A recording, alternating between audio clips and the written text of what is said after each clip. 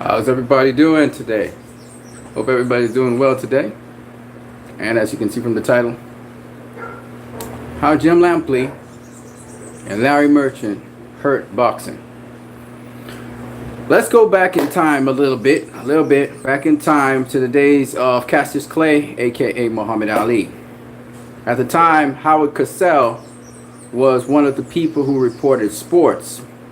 At first, Howard Cosell addressed Muhammad Ali as if he was a negative figure. And through the course of the discourse between Muhammad Ali and Howard Cosell, there was this nice friendship that kind of began and the banter between them. And this aided Muhammad Ali in his career. In fact, Howard Cosell sort of helped bridge Muhammad Ali's acceptance by the general white populace through the banter between Muhammad Ali and Howard Cosell. Howard Cosell is one of the most famous broadcasters in recent history. He reported different kinds of sports for ABC, boxing used to be on network television, and so Howard Cosell did a lot to bring forth the greatness of Muhammad Ali. Howard Cosell would comment on his fights and many other boxing fights, by the way. And he did a reasonably good job. You know, he called some fights wrong, but he did a reasonably good job of calling fights, generally speaking. And he was very much respected in the boxing arena. And the nice thing about Howard Cosell is when he was commenting on a fight, he generally speaking, was unbiased in how he followed the fight. He wasn't always on one boxer's back, even though he was such a great fan. You could tell he was a fan of Muhammad Ali by how he would be in awe of what Muhammad Ali was doing at certain points in fight. But generally speaking, Howard Cosell called a fight like what it was. Now, post Howard Cosell, or just as we were transitioning out of it, still in the Ali era, now the promoter for Muhammad Ali was Bob Arum. We came into the era of TKV, I believe it's called, or I think it's TKV TV or something like that, 14. This was actually the predecessor to HBO, where Larry Merchant started commenting on boxing. And of course, it started with Muhammad Ali and some other fights in that era. Now, there were many other people who were reporting on boxing, very respectable guys reporting on boxing. But somehow Larry Merchant started to emerge with this new television network. And this new television network introduced pay-per-view, and from that pay-per-view became cable networks. And cable network television moved programming from the normal free TV to subscription-based payments. And then HBO Boxing came into being. And it was a subscription network. And Larry Merchant became one of the foremost voices in boxing. Now, during the era, the late era of Muhammad Ali, we got the beginning era of Sugar Ray Leonard. And Sugar Ray Leonard sort of benefited from this cable network. And Sugar Ray Leonard was a lot praised and lauded and so on. But early on in Sugar Ray Leonard's career, even though Sugar Ray Leonard was a guy that didn't do anything to provoke anyone, there was this boiling sentiment that, of almost discontent and disdain and sort of hate towards Sugar Ray Leonard early on in his career. So it all came to a head when Roberto Duran came from Panama, the lightweight, moving up in weight. He had fought a bit on welterweight, decided to face Sugar Ray Leonard. And this is where we started seeing partisanship, and where Americans were rooting for Duran to beat Sugar Ray Leonard. And that fight occurred in Canada, where Sugar Ray Leonard incurred his first loss. And as I always debated with people, I thought Sugar Ray Leonard won that 15-round fight, actually. When I scored and tallied up the rounds, I thought he won. He actually, I think, won 8-7. I think Duran won 7 rounds, and Leonard actually won 8 rounds. But, hey, it is what it is. It was a close fight. They gave it to Leonard. Now, to Duran. But interestingly enough, after Leonard incurred his first loss, that is when people really started to accept Sugar Ray Leonard. He went on to beat Thomas the Hitman Hearns and do some other remarkable things, including avenge his loss to Duran. But more importantly, it's interesting once again that now starting to emerge in the demographic is this discontent with black fighters. They had seen Muhammad Ali. Muhammad Ali also, early on in his career when he was undefeated, There was a lot of hate towards Muhammad Ali. And as after Muhammad Ali incurred his first loss to Joe Frazier, that's when the general sentiment started to turn and people started to soften with Muhammad Ali and people started to love Muhammad Ali. This is a very interesting thing that we would see throughout boxing.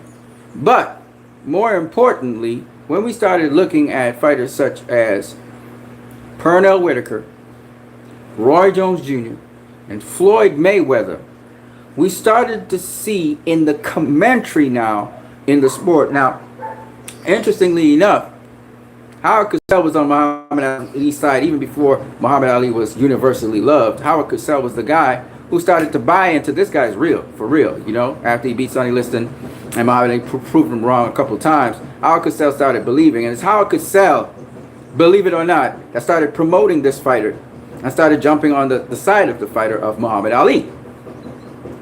However, in the age of Larry Merchant and then his later understudy Jim Lampley, there was a systematic undercutting of black fighters, especially the exceptionally great fighters. As we know, the exceptionally great fighters, like with Muhammad Ali, were Sugar Ray Leonard.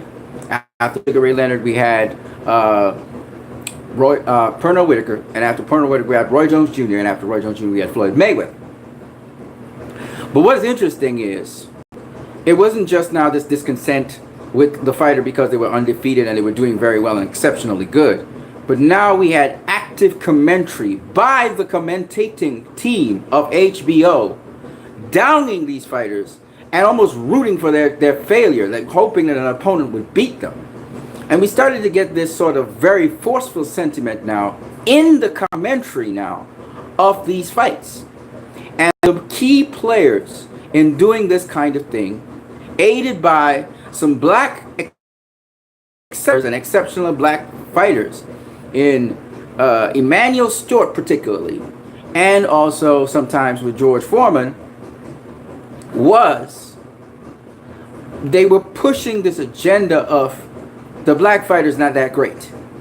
And now they were undercutting the greatness of these fighters. And I will always say, and if you go and watch any fucking Pernell Whitaker fight before he lost, all right, and even after, you will see guys like Larry Merchant and fucking Jim Lampley, aided by a black helper slave with the slave mentality, a black helper slave on their side. They always get a black guy, pull him in to say the same thing. Say, oh, we're not racist.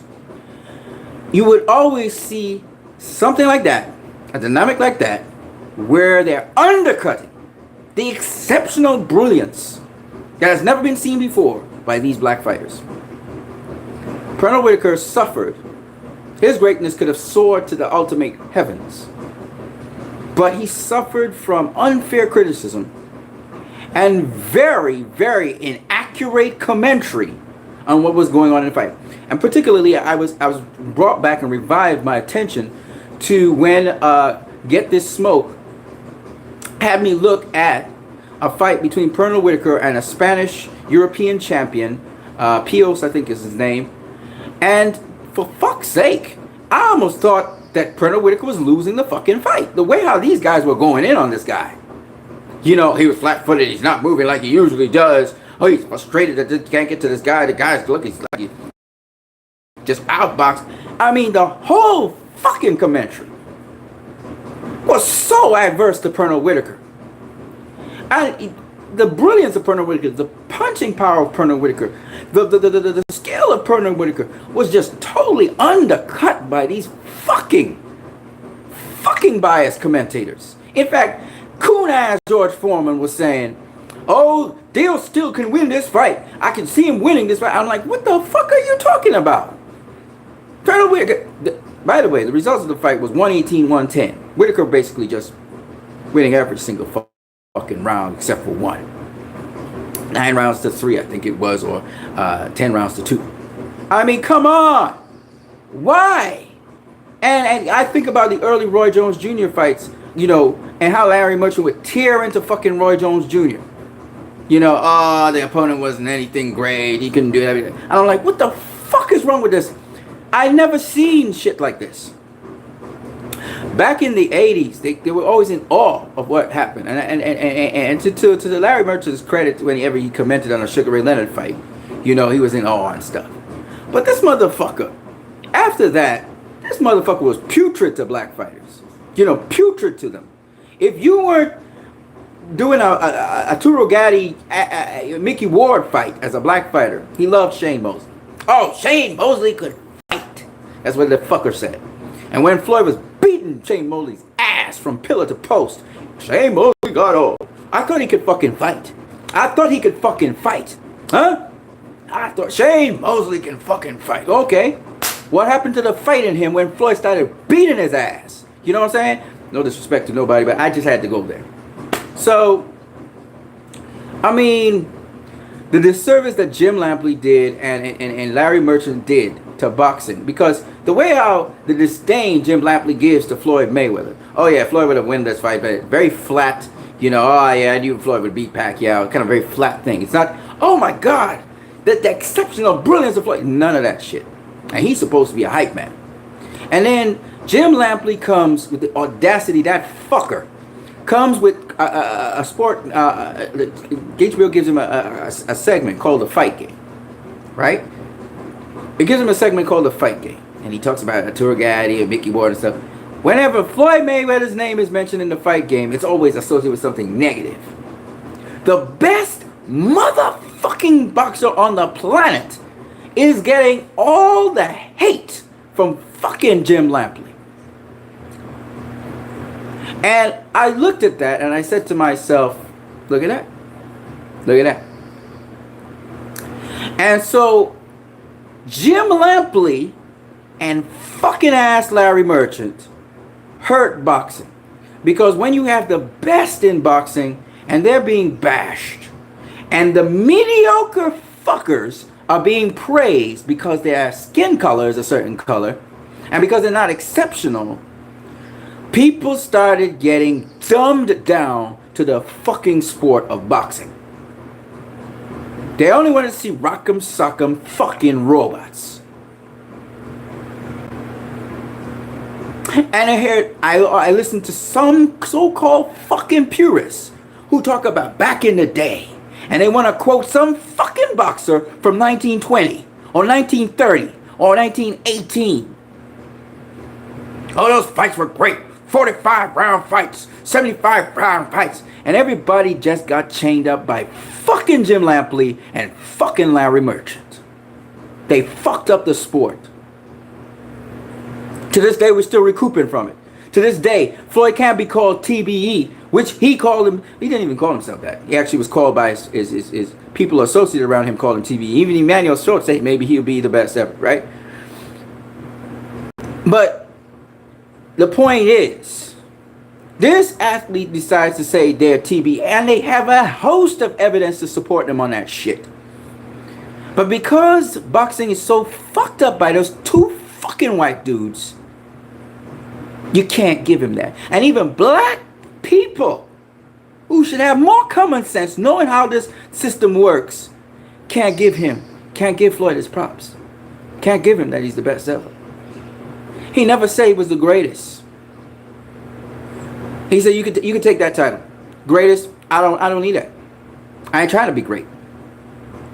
But when it comes to motherfucking boxing, I'm the best at it. I'm the best at hitting and not getting hit. And all the fucking facts support that. It's true. But because you motherfuckers got brainwashed by Jim fucking Lampley and fucking Larry Merchant, who fucked up the sport. They fucked over Roy Jones Jr., they fucked over Pernell Whitaker, and they fucked over Floyd. That's why Floyd said, I remember Floyd saying, HBO need to fire your ass. He told Larry Merchant that. That was a while ago.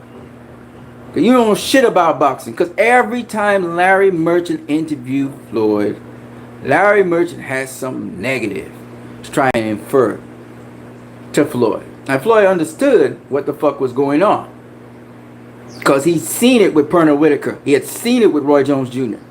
And the thing about it is, those motherfuckers knew that Roy couldn't be beat. So how did they take the win from Roy? They disqualified him for hitting a guy when he was down. And the guy, of course, coon-ass motherfucking Montel Jordan. I call him Montel Jordan. It's Montel Griffith. Coon-ass Montel Griffith faked as if he was hurt to try to get Roy disqualified. So they couldn't have him lose fair and square. They had to take it from him. I'll never forget that. They did Roy in. They did Roy in. And you know Roy was, when it comes to hit or not get hit, Roy had a better plus-minus percentage in his prime than Floyd did. Roy hardly got touched. Didn't mean he wasn't a flawed fighter. We learned his flaws later on. But my point being, he could hardly be touched at the time. And he was fighting all kinds of people. James Toney, all kinds of people. And he was approaching that fucking 50-0, 49-0. So they took it from him. They robbed him. They didn't want him past Rocky Marciano's record. So when Roy is all in support of Floyd, and he don't really bash Floyd. He bash Floyd every now and then to say that he better than Floyd. I hear him. But he don't really knock Floyd. Even though Roy was a telecast at HBO, he don't really knock Floyd. You know why Roy will never knock Floyd? Because he know what they did to him. They know what they did to Roy. And Roy still plays it political, but they fucked Roy over. They royally, it's politics in boxing, they fucked him over. They fucked Roy over. Let's go to Pernell Whitaker. It was before Roy. They fucked Pernell Whitaker over. Whitaker was robbed 3 times in boxing. Let's just be real. He was robbed 3 times. He was robbed against Julio Cesar Chavez. That was his win. And they know he was robbed. And don't tell me no fucking shit about Don King, because they robbed him before that against that other Mexican fighter. They robbed his ass. And then they robbed him with Oscar De La Hoya. And Oscar De La Hoya was not promoted by fucking Don King. So don't give me that shit about Don King. Fuck y'all. They fucked Pernell Whitaker over. And from what I was listening to from the telecast with what's his name? Tommy Temper. It wasn't Tommy Temper. It was Get This Smoke put out that scrapbook, the scrapbook series. And this guy personally knew Pernell Whitaker. Right? And Pernell was fucked in France. And when he finally got his revenge, you know, by completely, you know, outboxing Julio, hold on, I'll tell you what his name is. Fuck. Shit. Still.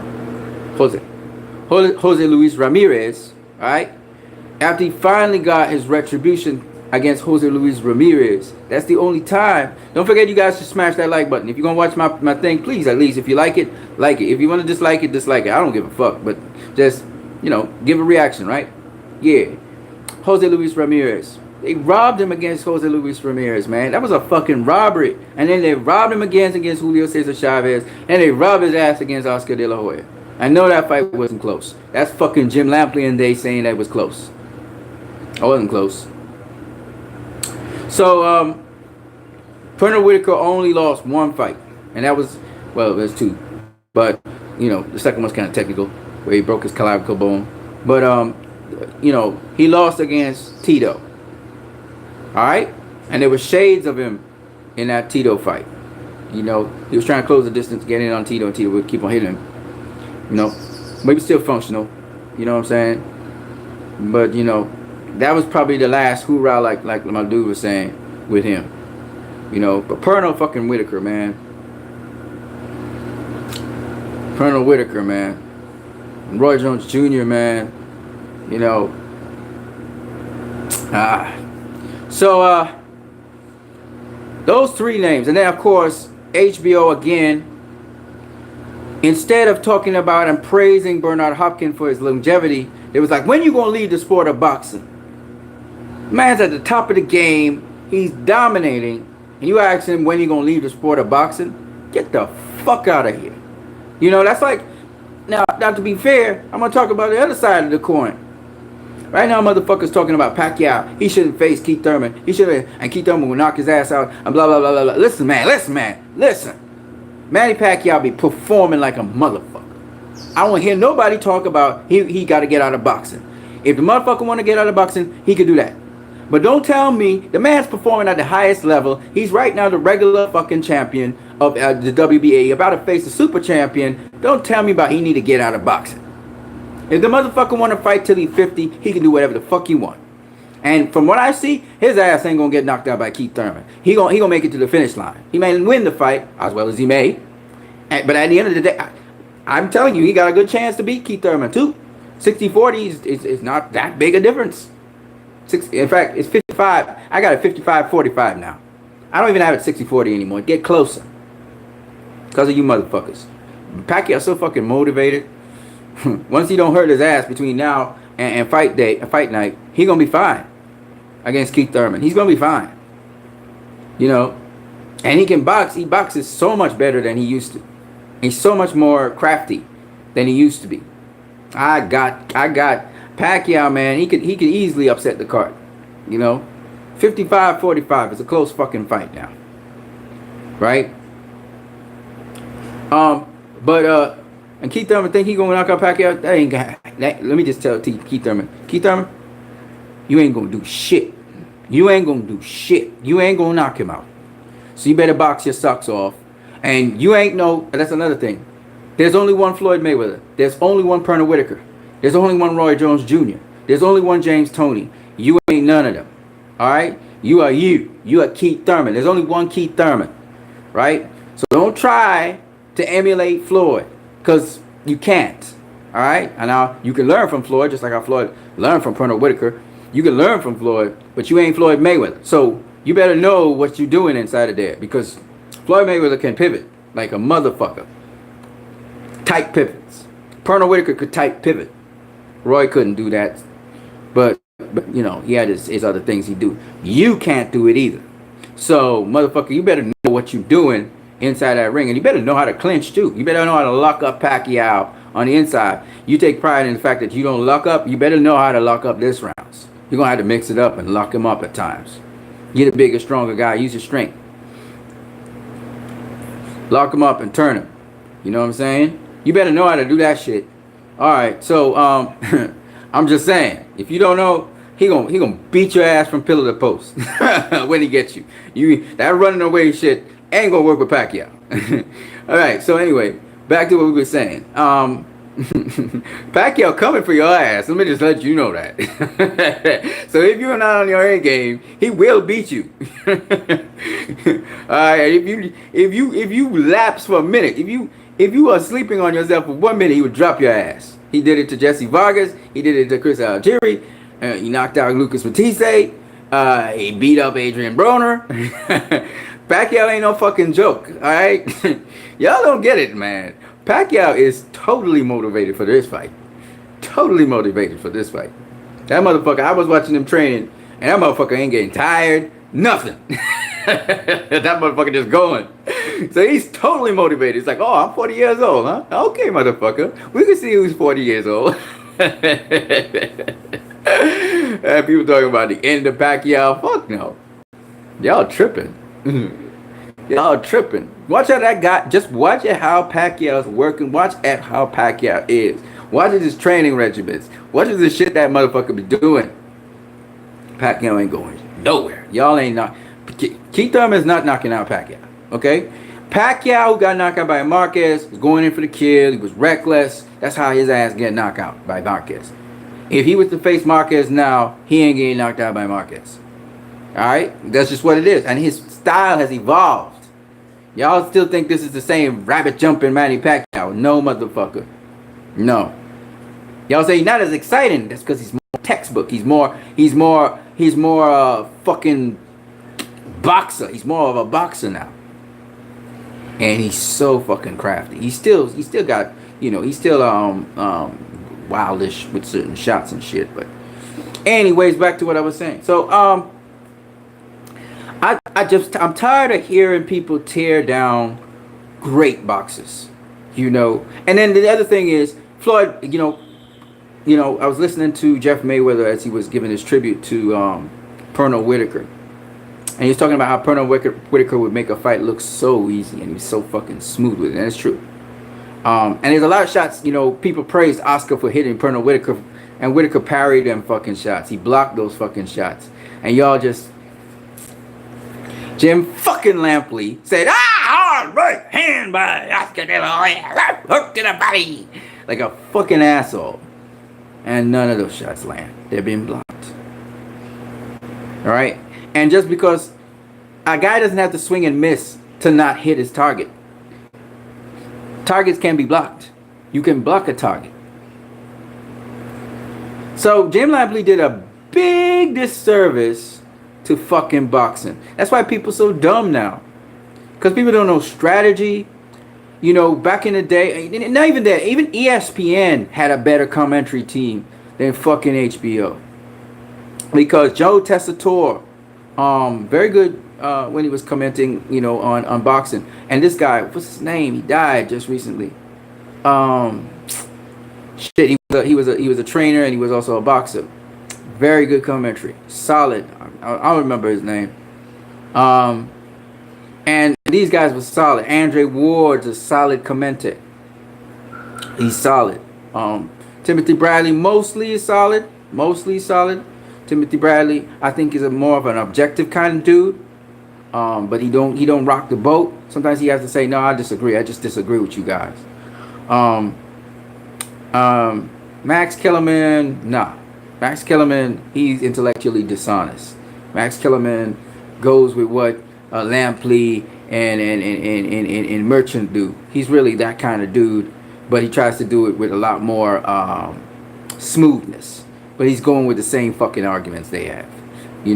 Max Kellerman is just a traitor. Like, that motherfucker tried to show that Floyd... See, it's that motherfucker, not Floyd, who said that Floyd, he also talking about the business aspect of boxing, and shit like that. And trying to, he's slyly trying to undercut Floyd's, his career, and he's trying to undercut Floyd's legacy by saying, this guy's really a salesman, and he's just a swindler. He's just trying to trick us into thinking that he really did something, but he really didn't do shit. And that motherfucker sacrificed his life and all he did to try and fight the very best.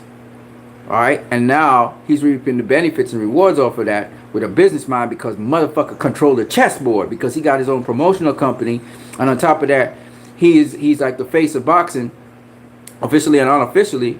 And because he was undefeated, which is a huge feat for such a very, very, very, very high level career.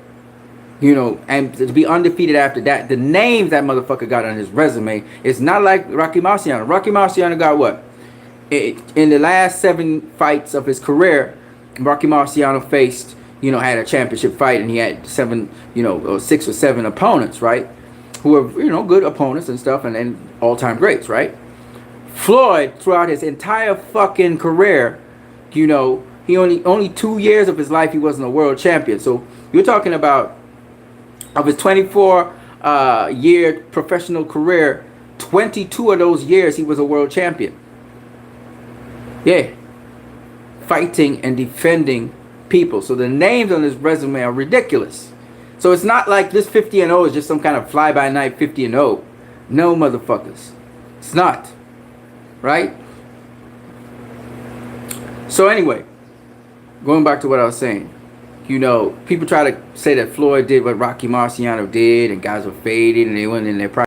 It's just little ticky-tack things to try and pick this guy off from being the best ever. And when you look where it originates from, is motherfucking Rob Aaron, that motherfucker, and Jim Lampley, and motherfucking Larry Merchant. Those are the motherfucking culprits. Those are the guys behind the so-called demise of Floyd. And they did the same thing for Roy Jones Jr. Say he ain't fight nobody.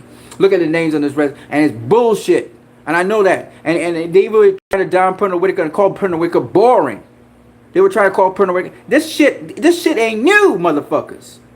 This shit ain't new. Now they say Floyd is boring. You know why? It's called the fucks and the grape syndrome. Y'all motherfuckers don't have the skill to do what this brother be doing. You know, Colonel Whitaker was much more entertaining than Floyd. He would do all his little antics and shit in the ring and stuff. Floyd don't do all of that. He just get down to business. And he just beautiful to watch, right? You know, Jeffrey Mayweather was saying, you know, Colonel Whitaker used to paint that perfect picture. You know what I'm saying? You know, perfect picture, motherfuckers. You know, Hybrid 95. Is it me or does Manny seem to look more intense during training than Thurman does, considering the age gap? Doesn't? Yeah. Pacquiao, man. Motherfucking Pacquiao, man. You know, there was a time when I said, you know what, I'm not going against Pacquiao. You know, Pacquiao looks incredible. He look fucking incredible right now. And Keith Thurman, I don't underestimate Keith Thurman at all. You know, I still stay with my pick. I to win. I don't know by what, but he gonna get the W somehow. I don't know how. He's not knocking out Manny Pacquiao. He's not knocking him out. Right? I know that for sure. He ain't knocking out Manny Pacquiao. So if he's counting on his knockout power in his right hand or his left hand, that shit ain't happening. Right? He couldn't knock out Sean Porter. He couldn't knock out Danny Garcia. He couldn't knock out Josecito Lopez. He sure as fuck ain't knocking out Manny Pacquiao. But, and it's a big but, I'm not saying Manny Pacquiao knocks him out either. But I sure as day guarantee you Pacquiao gonna get him in trouble. I can guarantee you that, because every single fucking fight in Pacquiao's career, he's gotten a guy in trouble, including Floyd Mayweather. So I'm guaranteeing you, Keith Thurman gonna have to ride through a storm in that fight, for sure, right? And the man who's the strategist behind Manny Pacquiao has been in the Floyd Mayweather gym strategizing for other Floyd Mayweather Jr. fighters and Mayweather promotions. So some bad motherfucking guns in Pacquiao's corner this time. So we're going to see, you know, what Keith can bring to the table. But I'm confident that Keith will bring something to the table. It had nothing to do with use. Pacquiao going to teach Thurman a whole bunch of stuff when he faces Pacquiao. It's going to be an honor for Keith Thurman to face Pacquiao. He's going to be a much better fighter for it. He'll be able to, if you want to face Errol Spence afterwards, he'll be able to face Errol Spence or whoever, because Pacquiao's that kind of dude. He going to teach you stuff. I told you the strategy is to turn Pacquiao and keep him, you know, at a certain reach, right? Easier said than fucking done. I'm going to just tell you that because Chris Algieri tried to do that. Jesse Vargas tried to do that. Adrian fucking Brono tried to do that. You know, Timothy Bradley in the third fight tried to do that. It don't work. Just like that. You have to be a special fighter to be able to do that. You see? You have to be a special fighter to be able to do that. So the strategy, we all know the strategy. We all know Pacquiao is limited to middle range, right? We all know this shit. That don't mean that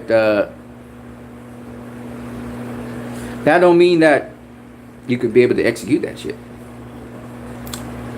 Hybrid 95. Shout out to you, Hybrid 95, by the way.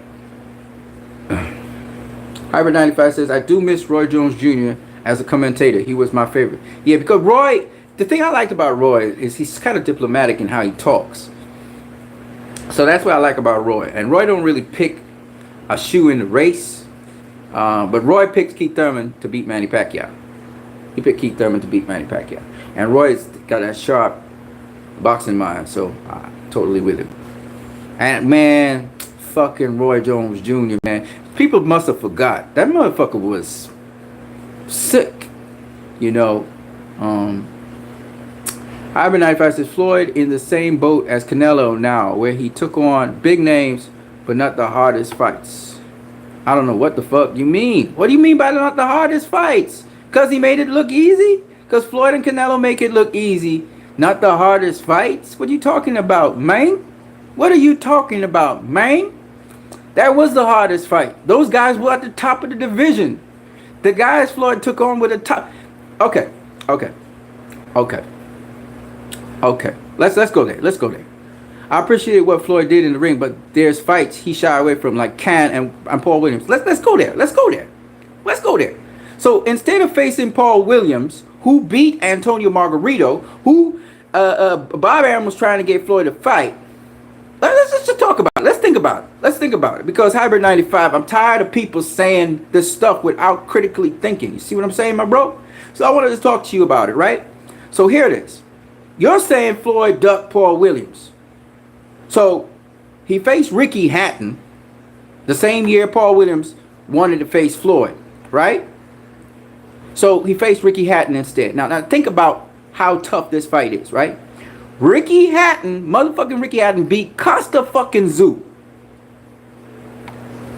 He beat Carlos, what the guy name? Who beat the guy in his dude. Hold on. Now, I'll tell you why Ricky Hatton was important, and I'll tell you why Ricky Hatton superseded all them motherfuckers. Paul Williams had just beaten Antonio Margarito to become I think it was the WBO welterweight champion of the world. I can always check it out and see. I got my phone right here, right? So I'm going to check it on this phone, right? Let me do it real quick for you. Oh, I'm in box rec too. That's great. All right, cool. You going to log me in? What the fuck?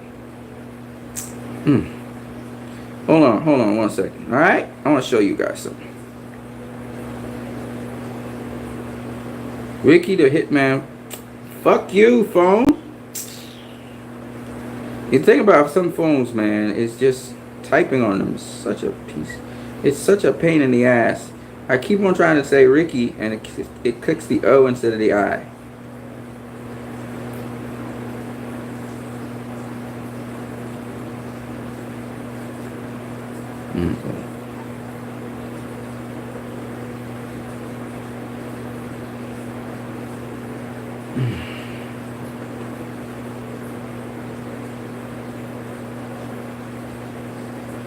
This is an old iPhone. It was my mother's iPhone. I'm in. It's taking a little while to do.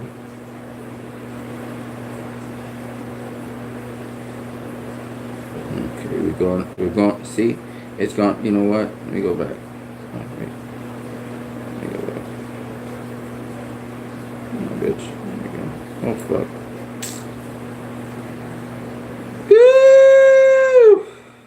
Jesus Christ, man. This stuff sometimes is so fucking annoying because it's like the technology is so fucking slow. Okay, here it is. Ricky the Hitman hat. I want to show you guys something because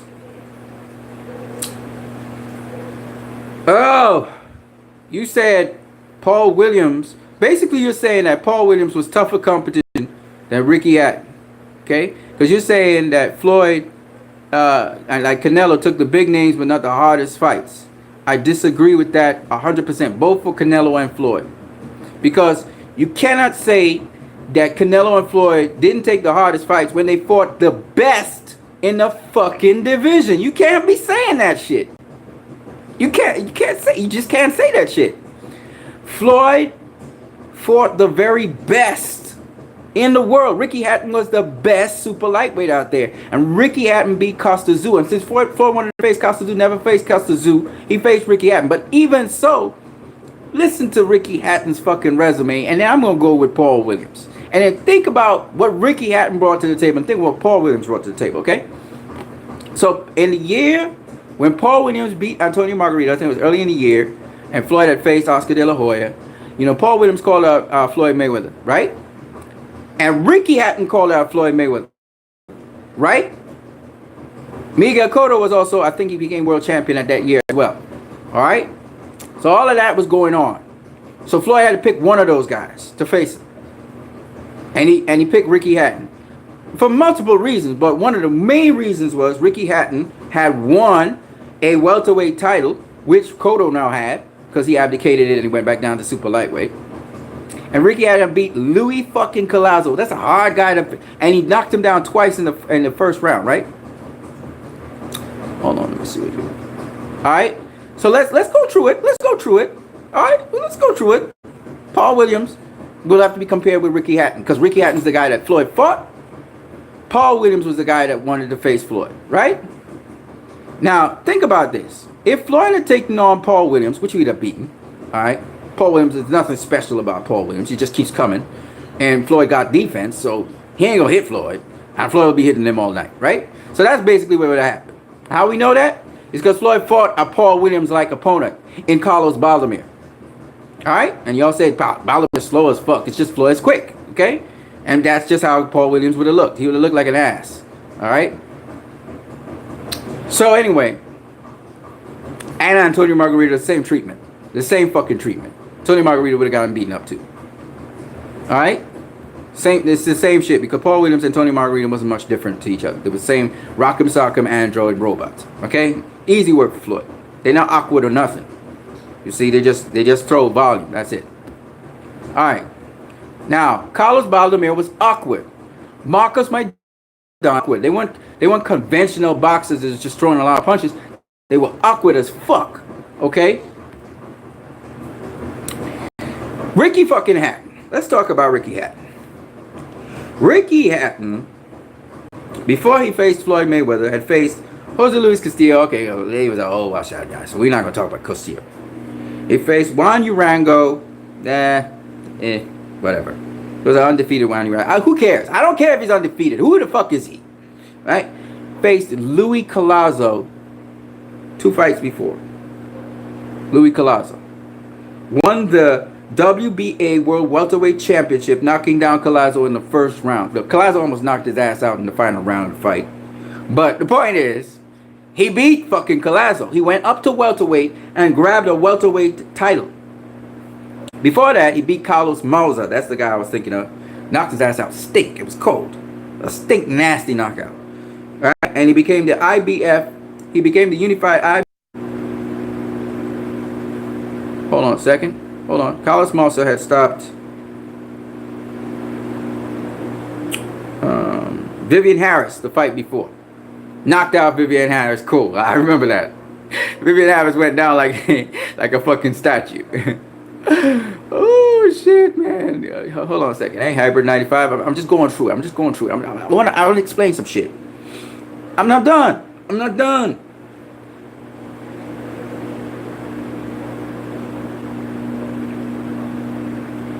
Before he beat Carlos Mauser, he beat fucking Costa Zoo.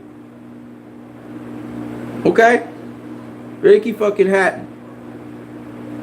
So he beat Costa Zoo, a living legend who dominated, never been beaten. Or actually he was beaten. Yeah, he was beaten by what's his name? Philip something. He beat Costa Zoo, then he beat Carlos Mauser. Then he beat Louis fucking Collazo. So he beat 2 world champions, went up in weight to welterweight, copped another championship belt, went back down to super lightweight, dominated, and called out Floyd with Mayweather. Okay? Ricky fucking Hatton.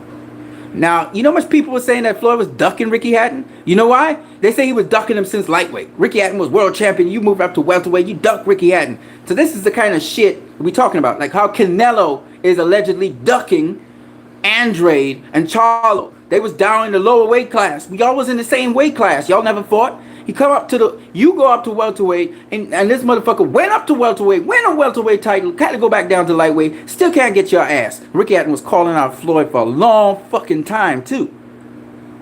Right? Paul Williams he wins against Antonio Margarito. He's now initially calling out Floyd. All right, and we got Miguel Cotto there, but Miguel Cotto ain't calling out nobody, right? Cotto got that belt that Ricky Hatton won off of Louis Collazo. So Cotto is the WBA champion. I believe Paul Williams was the WBO, I think. Right? And Hatton was a unified motherfucking super lightweight champion. Alright, I'm trying to put it in perspective here. So, everybody's saying Floyd should have fought Cotto, but Cotto got Hatton belt. Right? Hatton won that belt. Gave it up, and Cotto the vacant title, ended up winning it. Okay? Paul Williams wasn't calling out Floyd since super lightweight. There wasn't a demand for Floyd to face Paul Williams since super lightweight. So just imagine, Floyd goes and fights Paul Williams, beats him easy, or makes it look easy at least. And then Ricky Hatton is left with all these fucking names. He's left calling out Floyd still.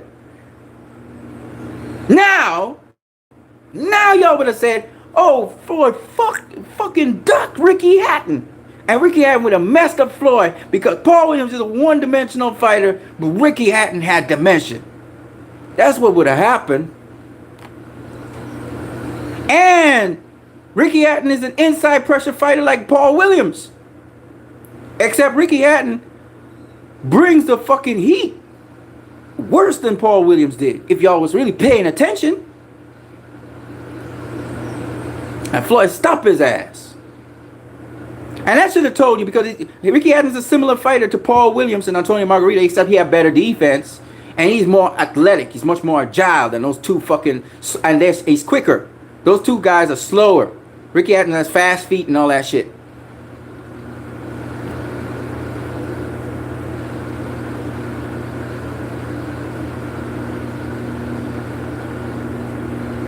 So, my point is, you're saying, I don't know how you came up with that, because Ricky Hatton was even ranked higher than Paul Williams at the welterweight division, because Ricky Hatton had won the WBA title before Paul Williams had won a WBO title, which is inferior to the WBA title, by the way. So everything points to Ricky Hatton being the better fighter than Paul Williams. What are you talking about? Floyd picked the easier fight. I don't care what the public said. Ricky Hatton was not an easier fight than Paul Williams. It was not. And he proved it. That 10 rounder, Ricky Hatton was giving Floyd the fits in the early part of the fight. Because he's quick. He's quick. He comes in with leaping left hooks and all kinds of shit, man. And Hatton's a buzzsaw. He's very active.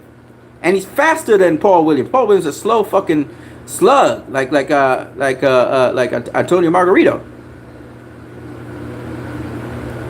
So how you mean Floyd shied away from the tougher fights? Now, American... Oh, come on now. You're serious about American? Are you really serious about American? Which one do you prefer? Iron-chinned Marcos Maidana, who's unorthodox. If you're a boxer, your kryptonite is a brawler who's unorthodox. Not another fucking boxer. And by the way, American's not a better boxer than Floyd. He's not. His thing going for him is speed. Right? He ain't got no fucking defense when he's coming in aggressively. That's why he gets knocked the fuck out. That's why he's got the trainer currently now showing him how to slow down and how to do things. And Virgil Hunter's trying to teach him how to slow down and do things. And Khan allegedly said that he could outbox everybody, but Terrence Crawford destroyed that argument. Because Terrence Crawford showed he couldn't... Khan can't box for shit compared to him. Alright? He outbox Khan. And Floyd would outbox his ass. And you know what the funny thing? Terrence Crawford ain't even as quick as Khan. And he outbox his ass. Easy. Off of pivots. Easy work. Right? Easy work. Khan comes down a straight line. He open. Open for, you know what? You know he open for the left hook. Open all night. Right? So I don't hear about Khan. He's a tough challenger. Paulie Malignaggi said that. That's bullshit. Bullshit. And Floyd used to laugh when they say Khan was at... Floyd would just laugh and say, shit, American is a joke, man. You got to be kidding me. You mean Mr. Sleep, go to sleep NyQuil Khan? You know what I'm saying? Because Floyd knew... Because people don't think Floyd got punching power. But all you got to do is just watch. Floyd don't throw that many punches around. Why the fuck people don't run through him? He throwing very few punches. So them punches have to have something behind them. Alright? They got something behind them. So he does have punching power. Otherwise, he had to throw a lot more punches to get the respect. Right? Floyd would throw one punch to the pit, and the motherfucker would be snapping back. You see the guy go, oof, all the air knocked out of him. Floyd can punch.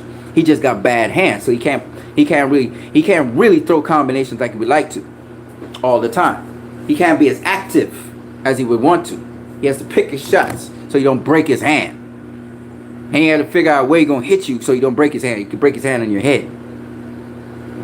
So he has to be selective about what he's doing. And that takes a whole lot more fucking skill and ability and composure to do that.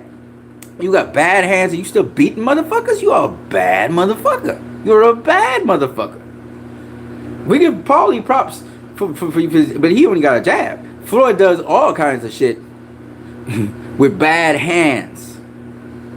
When he was brawling Marcus Maidana in that first fight, and it was a brawl, it wasn't much of boxing, it was a brawl. He had bad hands, and he still, man, he just dug into Marcus Maidana. All right? And Marcus Maidana outweighed him by 19 fucking pounds, man. They want to talk about Sugar Ray Robinson and Jake LaMotta. Jake LaMotta outweighed Sugar Ray Robinson. He was too small for Jake LaMotta. So Floyd was too small for Marcus Maidana? Because Marcus Maidana had a 19-pound edge on Floyd. And that 19 pounds was hydration weight, which means Marcus Maidana could go. That's a functional 19 pounds weight advantage. Okay? Think about what I'm saying. Alex Ariza was impressed with that shit. Right? So Sugar Ray Robinson was outweighed by Jake LaMotta. Jake LaMotta knocked his ass out the ring and all that shit. Same kind of style fighter. Marcus Maidana low to high with the jab. Come in and wild and reckless. Brawl the shit out of you after that. And Floyd beat his ass. And Marcus Maidana was much more dirty than Jake LaMotta. Alright? But we want to praise Sugar Ray Robinson. Oh, the excuses. Sugar Ray Robinson was too small for Jake LaMotta at that time. But Floyd wasn't too small for Marcus Maidana? Get the fuck out of here, man. I'm just saying. Because people don't critically think. So they want to go with, oh, Floyd didn't pick the tougher fights. So he should have faced Antonio fucking Margarito, who was a WBO champion who just lost 2 fights ago to another guy who was usually the 154 champion, but came down to welterweight and whooped his ass. I think it was a Puerto Rican dude. Forgot what his name is. I can always find it right there in BoxRec. Right? But Carlos Baldomir, who was on a 22-fight winning streak, Argentinian boxer, and we know those Argentinian boxers, they're bad motherfuckers. Awkward as fuck. That's why Floyd couldn't use a jab on him. Alright? Awkward as fuck. Keeps coming. Doesn't matter what you do to him. He keeps coming. Right? Slow as fuck like Antonio Margarito and Paul Williams. But keeps on throwing punches. Got serious volume. That motherfucker who was the lineal fucking world champion is not a tougher fight for Floyd than Antonio Margarito. Oh, they sell you that. Bob Arum sells you Antonio Margarito's the guy to face. He wasn't the guy to face. Just imagine Floyd ducking Carlos Baldomir. Everybody was giving him flack for ducking Carlos Baldomir and facing Zab Judah. Just imagine. You go from Zab fucking Judah to Antonio Margarito, who faced mostly nobody, right? Had no sensational wins up to the point, right?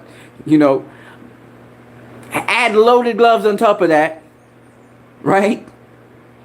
You want him to face that dude, Duck Carlos Baldomir. I mean, come on now. And Carlos Baldomir is the fucking lineal champion. Just beat the undisputed welterweight champion of the world, Zab fucking Judah. Which is the tougher fight? Now seriously, which is the tougher fight? You see, they sell you the idea that Margarito and Paul Williams were better fighters than Ricky Hatton and fucking Carlos Baldomir. But truthfully speaking, they were inferior, which is why they were ranked so low compared to Carlos Baldomir, compared to Ricky Hatton. And Floyd was getting flack for ducking those guys. Just imagine. Floyd faces Paul Williams. Just won against Antonio Margarito, who, by the way, couldn't hold on to his title. Ricky Hatton held on to his title. Right? Carlos Baldomir went on to face a 154-pounder in the fucking Vernon Forrest. Didn't get knocked out by Vernon Forrest, by the way. Right? My point being, yeah, Antonio Margarito went on after that. I think he regained the title against Miguel Cotto through robbery. But nonetheless, my point is this. That people wanted to advocate for Antonio Margarito facing Floyd. Then right after Floyd goes and fights Carlos Baldomir, we could have had the fight with Margarito, but he goes and loses. Paul Williams calls out Floyd. Floyd faces Ricky Hatton. Right after Floyd faces Ricky Hatton, what does Paul Williams do? He loses his title to Quintana. Couldn't even hold on to your fucking belt, but you want to face Floyd. And they're tougher competition than what Floyd faced. Amir Khan. Everybody mentions Amir Khan, but Amir Khan constantly gets beaten by fighters slower than him. Some fighters just so fucking slow, it's not funny. Terrence Crawford beat one of them. How could a slow-ass fighter beat this boxer? He's such a good boxer, yet he keeps on getting knocked out. If you're such a good boxer and outboxing everybody, you wouldn't get knocked the fuck out. You wouldn't get knocked the fuck out if you say you're such a great boxer.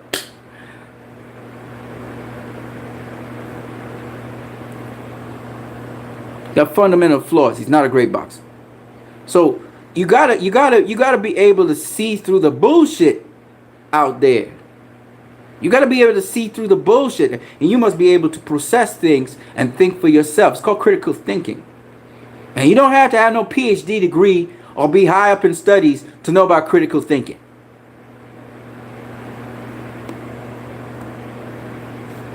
I'm just saying. You don't have to agree with me, but I'm just saying. You know what I mean? Now, if Floyd was facing an Andre Ward like, boxer, now you got me thinking. Because Andre Ward could do it all.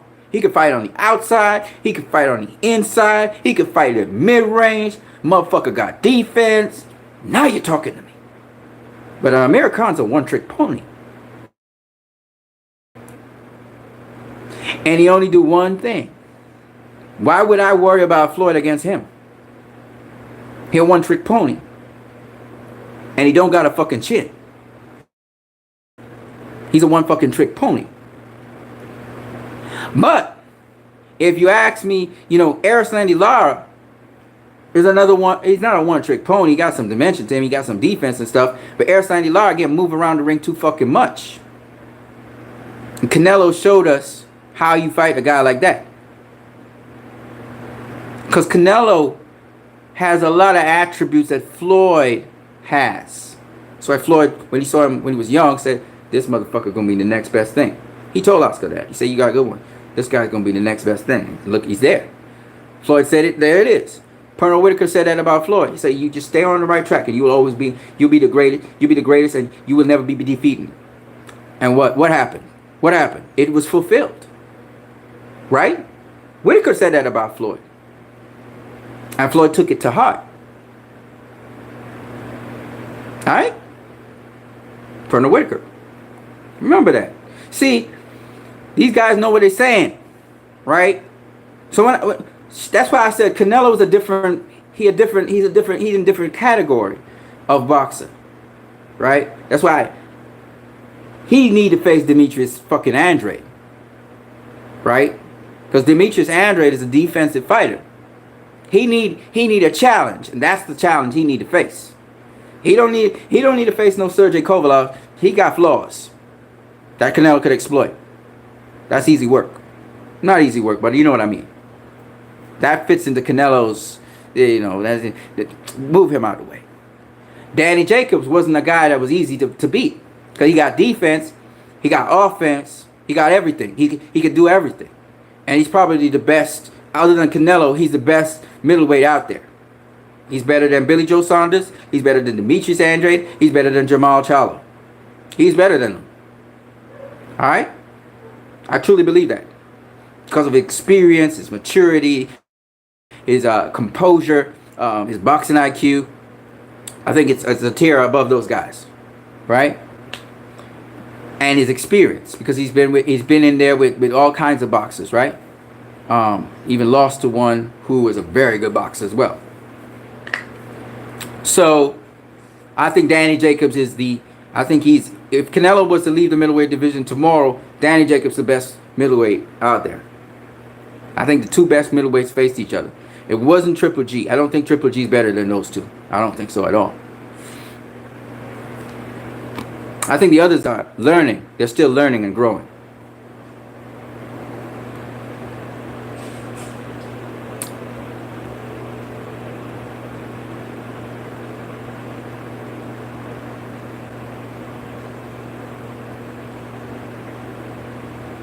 But so I don't think that Amir Khan, I think Amir Khan, Amir Khan, his thing is speed. He got speed. You know, he remind me of what does he remind me of? He's kind of like the Flash, maybe. If you're looking at DC superheroes, he's quick. Not quick. He's speedy. He's not quick. He's speedy. Anyway, let's go on here.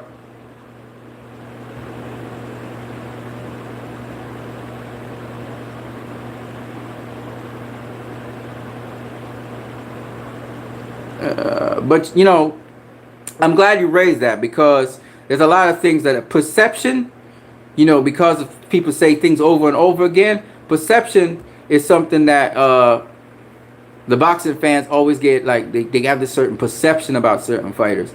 And I mean, you know, it is what it is. I mean, that's perception. But Paul Williams was relentless motherfucker. Serious volume, right? Some people argue Erislandy Lara beat Paul Williams. You see what I'm saying? I'm just saying. Is this the first fight of Keith fighting a southpaw? No, man. He fought Robert Guerrero, remember? He fought many southpaws in his career. Several southpaws in his career. But he fought Robert the Ghost Guerrero, who's a southpaw. Who said that? Who asked that question, by the way?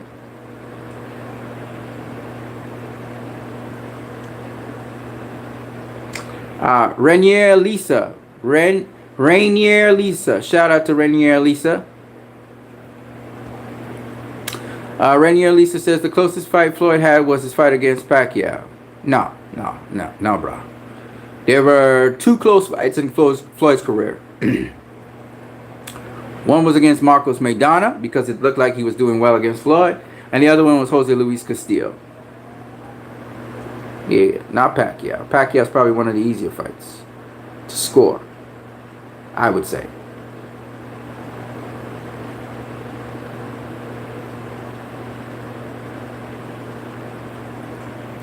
Rainier Lisa says, so far no one beats Floyd's game. Nah, he's Pernell Whitaker, Floyd Mayweather, man. Them guys hard to beat. You have to have defense. I would have loved to see Floyd versus Whitaker, Floyd versus Andre Ward, if they could have been at the same size, or some catchweight shit. Those are good fights. You know, not even Erislandy Lara versus Floyd. I know Floyd beats Erislandy Lara. I see Canelo beat Erislandy Lara. Floyd would have done a better job of getting to Lara's body and to his head too. You know, because people don't know how Floyd. You gotta look at it. If you look at Pretty Boy Floyd, you would understand what Floyd can do. Those things that Pretty Boy Floyd can do, and get at you, man. He could get at you. So, you know, and nothing, you know, height and reach and range and distance don't mean shit for Floyd. Floyd will still get you. Hybrid 95 says, my bad. I'm backed up on this stream and I'm listening to your response now. Hey, no problem, man. I'm glad, though, you're saying these things, because it helps me to just kind of clarify some stuff. Because, see, like I said, motherfucking Jim Lampley, motherfucking Larry Merchant, those motherfuckers Black in the Water, and then fucking Bob Arum, okay? They made it sound like Floyd was this guy that was ducking people, or he wasn't fighting the best. And it's just not true. It's not true. All you got to do is look at the man's resume and go and look at the other fighters in the time. The best Floyd was facing. Only the fucking best. Only the best.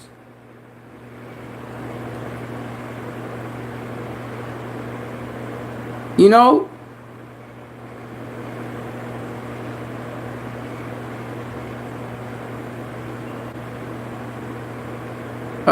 It's just what it is. You know, people talk about Floyd duck Antonio Margarito. I think it was a certain point where Antonio Margarito was the #1 in the world when he beat Miguel Cotto, right? But Floyd was retired then.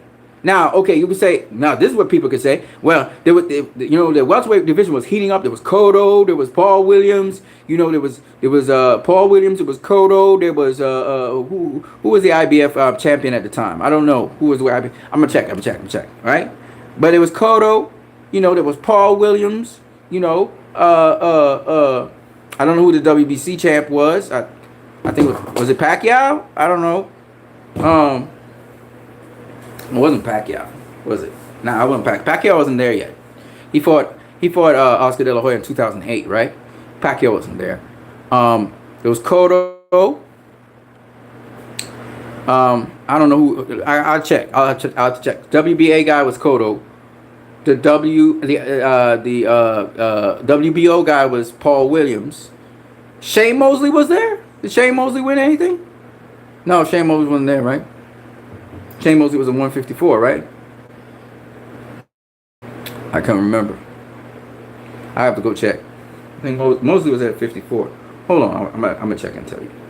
I'll tell you who the champions were.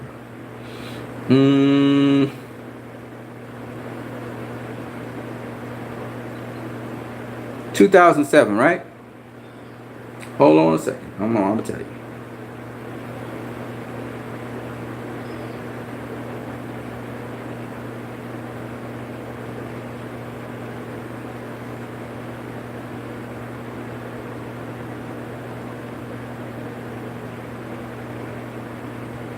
Hold on a sec.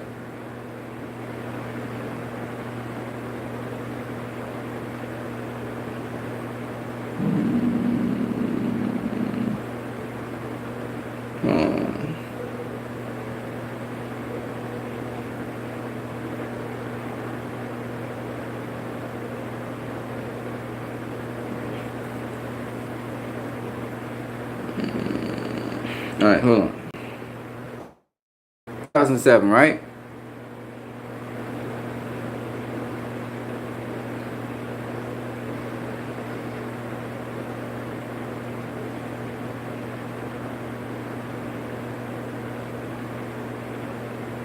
All right.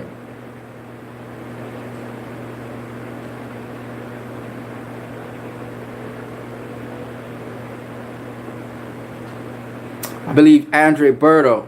Berto was the WBC world champion at the time. Let me see. 2007? Fuck you.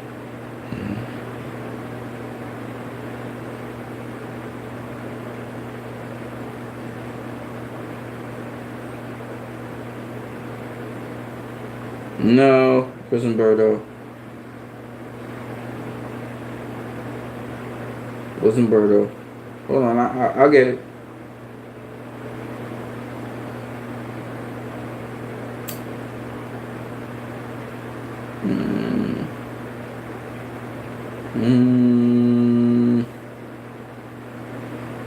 Cotto was the WBA.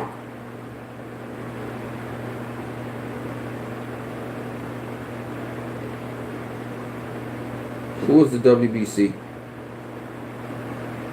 Floyd retired.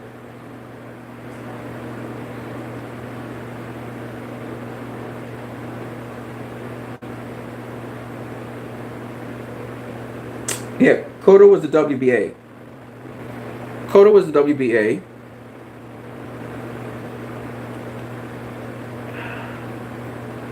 Cotto was the WBA. He got it November of 2007, right?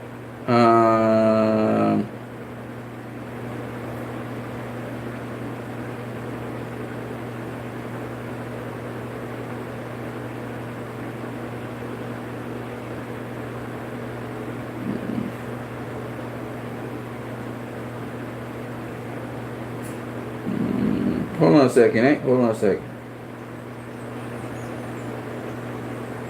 I'm gonna get it. Paul Williams was the WBO.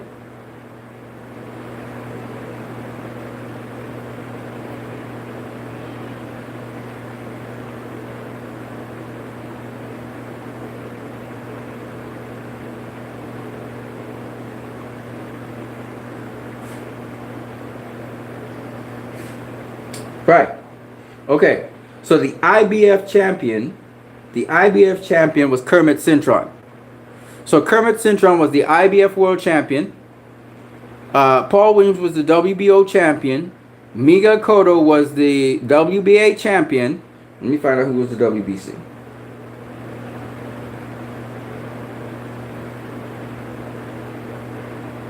They fought for the vacant title, so Floyd had given up the WBC.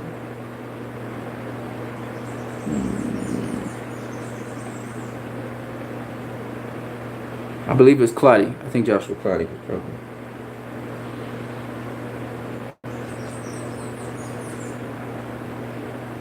What the fuck is this?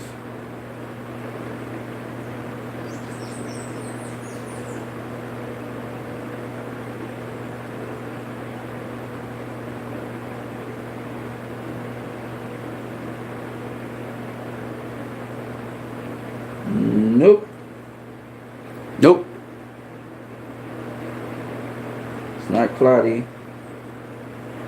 Who the fuck was the WBC, man? Hold on, let me tell you.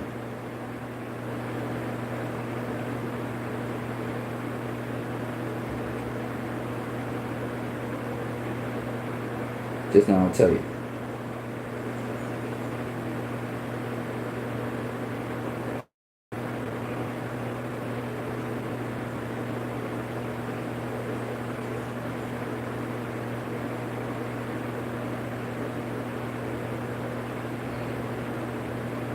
Super fucking welterweight. What the fuck, man?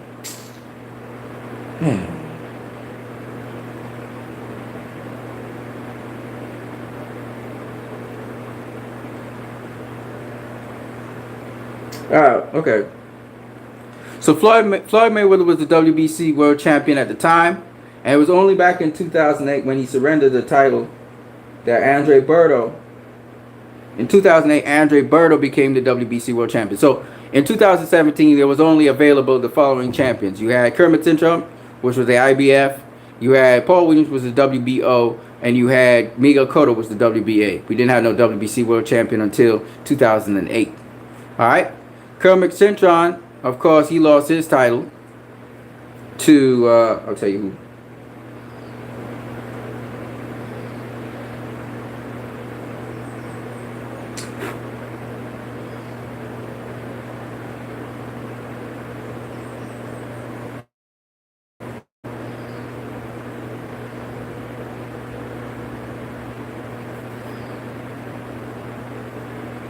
Now I'll tell you who lost. He lost the IBF world title to.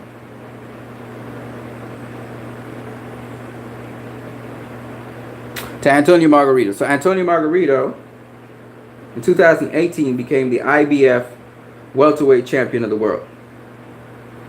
2008. Okay. So you had Kermit Cintron, you had Paul Williams that just popped up on the scene, and you had Miguel Cotto, right? Those are the guys in 2018. Ricky Hatton. He fought Ricky Hatton in September. So, Miguel Cotto actually wasn't the world champion when Floyd fought Ricky Hatton. So he was out. It was Paul Williams and Kermit Cintron. They had just recently become world champions. Alright, and then Floyd fought Ricky Hatton. Yeah. So, I mean, Kermit Cintron, Floyd versus Kermit Cintron, Floyd versus Paul Williams versus Floyd versus Ricky Hatton. I mean, this ain't no rocket science. Not only is Ricky Hatton the more lucrative guy, but he's the more experienced guy. He's the much more skilled guy. He's the guy that probably would give Floyd the more tougher challenge. Kermit Cintron was a boxer. Floyd is a better boxer than Kermit Cintron. You know how that would have gone. So, you know, Floyd picked the toughest fight, man. Come on. You know? But, you know, it's what it is. It is what it is. It is what it is. Amir Hybrid 95 says Amir Khan would have been a great fight for Mayweather at the time. In my opinion, I wish that fight would have happened. I wish Floyd and Pac would have fought Paul Williams too. But Pac fought Antonio Margarito. Jeez, like, don't you get it? Paul Williams is just it's a black Antonio Margarito. He's slow as fuck. Throws a lot of punches, but he's slow as fuck.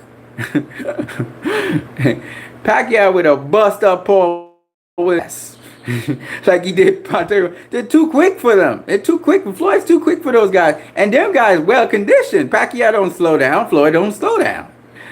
This is an easy fight for them. Well, you know, you saw what Pacquiao did to Brandon Rios. What do you think? Come on, man. Like, these guys are very, very slow-footed. They determined they could take a punch and they keep coming, but them fuckers too slow. They too slow. They can't cut off no ring on Pacquiao or Floyd. I mean, come on. Just think about what I'm saying. Y'all think about, oh, it's their relentlessness, and they would keep on coming, and they would keep on punching. What does that mean? It means nothing. If you ain't hitting nothing, one, two, if you're getting outgunned at every turn, and you getting confused sometimes because they just knocking you upside the head on your body, and you can't even see them. It's just a host of their hands hit you and gone. It's like Ghost. It's like they're in a different time zone. Don't you get it? I mean, come on, man. This is not like, Floyd is not a stick and move fighter like, Did you see what Floyd did to Diego Corrales? Come on, man. Diego Corrales was a much better fighter than Antonio Margarito and Paul Williams. All right? Hell of a lot better fighter. All right? Could cut off the ring like a motherfucker, and he couldn't do it against Floyd. And that was at super featherweight. All right? You think, come on now, seriously. You really think Paul Williams would have been a match for Floyd? Paul Williams himself didn't believe he was a match for Floyd. Paul Williams said, more than likely he would have whooped my ass, and that's not a good attitude to have as a champion. You don't go in there saying, most likely this guy would have whooped my ass. Paul Williams didn't even believe he could beat Floyd. But you believe he could have beat, it would have been a tougher fight for Floyd. Come on, man. Like, really? Oh, man. The brainwashing that fucking Jim Lampley and Larry Merchant did to you guys. And Bob Arum. Y'all actually believe that shit. Woo, Bob Arum would have collected a nice little paycheck. That much. He'd have gotten his pockets filled. Antonio Margarito would have gotten a little bit of, he would have said, I fought an all-time great. And he fought Pacquiao, but Pacquiao really whooped his ass. He got an ass whooping. You know what I'm saying? But he can say he can say, I fought Pacquiao. You know what I'm saying? But he got ass whooping, right?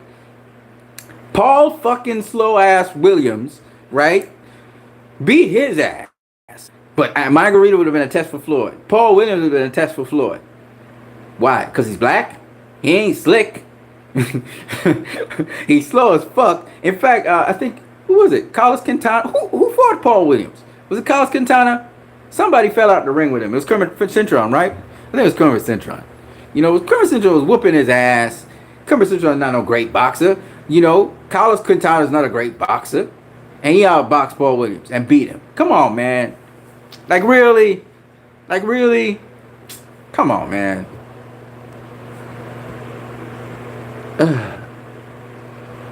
Alright, let's keep it going. Let's keep it going. Oh, man. If you would say Terrence Crawford versus Floyd Mayweather, or Errol Spence versus Floyd Mayweather, even Keith Thurman versus Floyd Mayweather, okay, those are tougher challenges. Hell of a lot tougher challenge than Paul Williams versus Floyd Mayweather, or Antonio Margarito versus Floyd Mayweather. Slow-footed guys. Come on, man. Come on. Mika Cotto versus Floyd Mayweather rematch is a hell of a lot tougher fight. Come on, man. Y'all gotta understand their levels to this shit. Now if you tell me, oh, well, I thought that Floyd ducked, Keith Thurman or something like that. But, that gave more logic. I'm not saying he ducked Keith Thurman because he didn't. But, young, strong, quick, Sean fucking Porter versus Floyd Mayweather.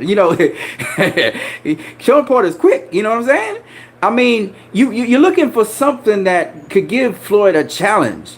But fucking Paul Williams and Margarito ain't no fucking challenge for Floyd. Come on, no Pacquiao.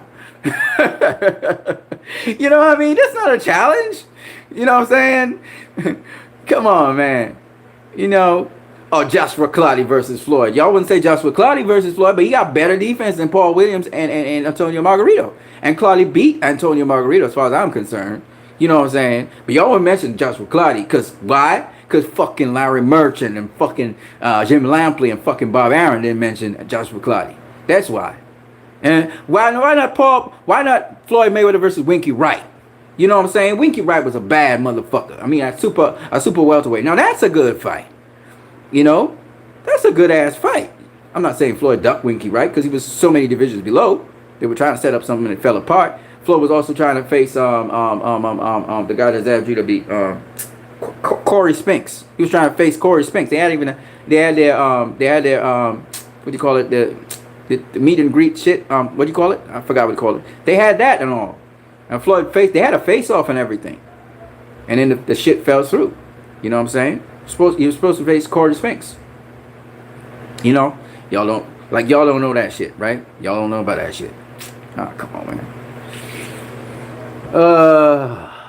Anyway, this is not the Floyd Mayweather show. This was really talking about Larry Merchant and fucking Jim Lampley and how they fucked up the whole sport. I hate people talking about, oh, Jim Lampley did it on HBO. I'm like, what the fuck? Jim Lampley don't know shit about boxing. And HBO should have fired his ass a long time ago. Oh my God. I'm having fun, guys. I'm being over dramatic, actually. But people say, well, you're not entertaining enough, Anson. So you kind of monotone and shit. So I decided to take it the other way. That's all.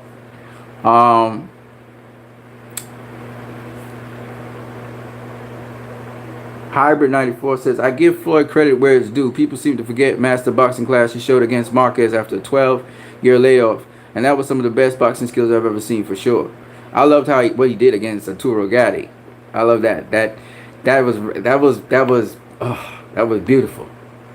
It was stink, but it was beautiful. It looked like, that looked painful. I think Jim Lampley didn't like Floyd after that, because the kind of beating he gave his hero Arturo Gatti.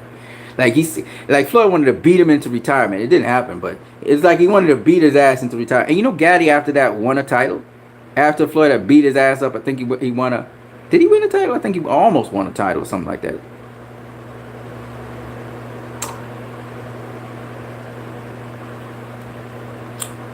Hybrid 95 says, Amir Khan put the work on Maidana, though. It was a war nonetheless, but he won that fight. For sure. Let's not forget that he dropped Maidana in the first round. Yeah. He dropped Maidana in the first round, and then he almost got his ass knocked out by the 12th. He was walking around with a wrecked face and a broken nose. You forgot about that, right? Maidana was tagging his ass up. He tore that ass up. Yeah, he dropped Maidana in the first round. Maidana sucked it up and got back up. And after that, it was a beat fucking down. Maidana wrecked that motherfucker. He managed to make it to the 12th round, though. Oh, yeah. Marcos fucking El Chino Maidana. Y'all must have forgot. I think you Roy Jones Jr.'s line. Maidana almost. Hey, if there was another round, Khan. But Khan probably was on steroids or something that Alex Ariza gave him. Because that motherfucker was standing up when he should have been out cold. Maidana was like wrecking him with those overhand rights. I mean, it was nasty what Maidana was doing him. You must have forgot that. Khan won the fight. He won the fight. I give him that. He stayed on his feet.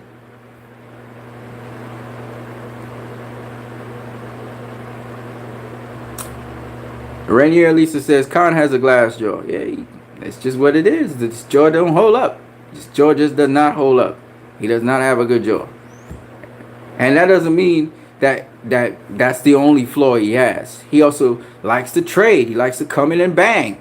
He doing like Anthony Joshua, banging when he's supposed to be banging. So he gets clocked, and he gets rocked. I mean, Khan get rocked by Carlos Molina, a dude who's really a lightweight. He got rocked by that dude. He got dropped by I forgot what his name is. He got dropped by guys he's not supposed to get dropped by. He's getting dropped by. You know what I mean? It's what it is. Red Glove Militant says, blessings, brother. Blessings to you, Red Glove. Tommy Temper, I formed all the casuals in one chat room. Yes, sir. Red Glove Militant. Red Glove Militant says, Tommy, you were in a house of mirrors, huh? Tommy Temper says, huh? Red Glove says, full of casuals. I said you were in a house of mirrors. Tommy, what would you see if you were in a house of mirrors? Lots of baked guys. Tommy says, how much caffeine has Anson had today? None. Not one drop, man. Just imagine if I had caffeine in me. I go to sleep.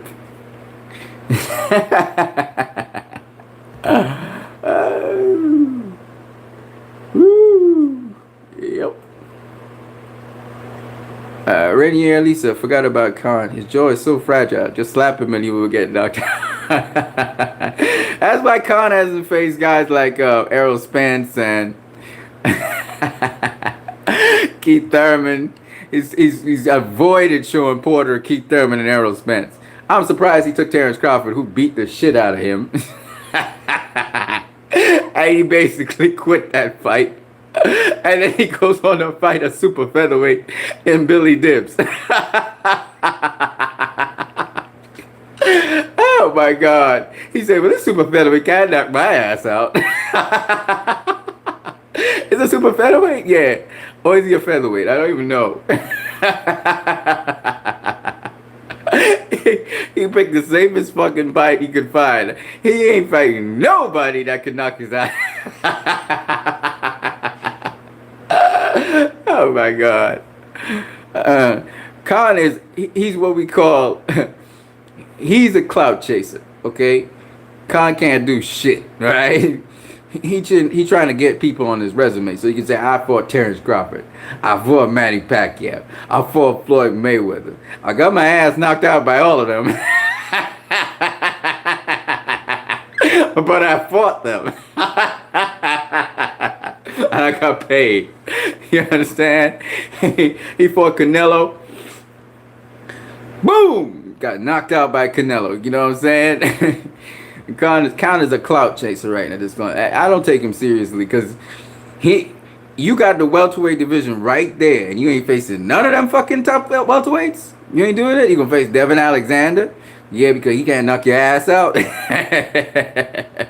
wouldn't even rematch Danny Garcia. Oh my God. He faced Terrence Crawford for the clout. Terrence Crawford's pound for pound #1. He didn't think he could win that fight. Oh my God. American. Oh, that guy's a joke.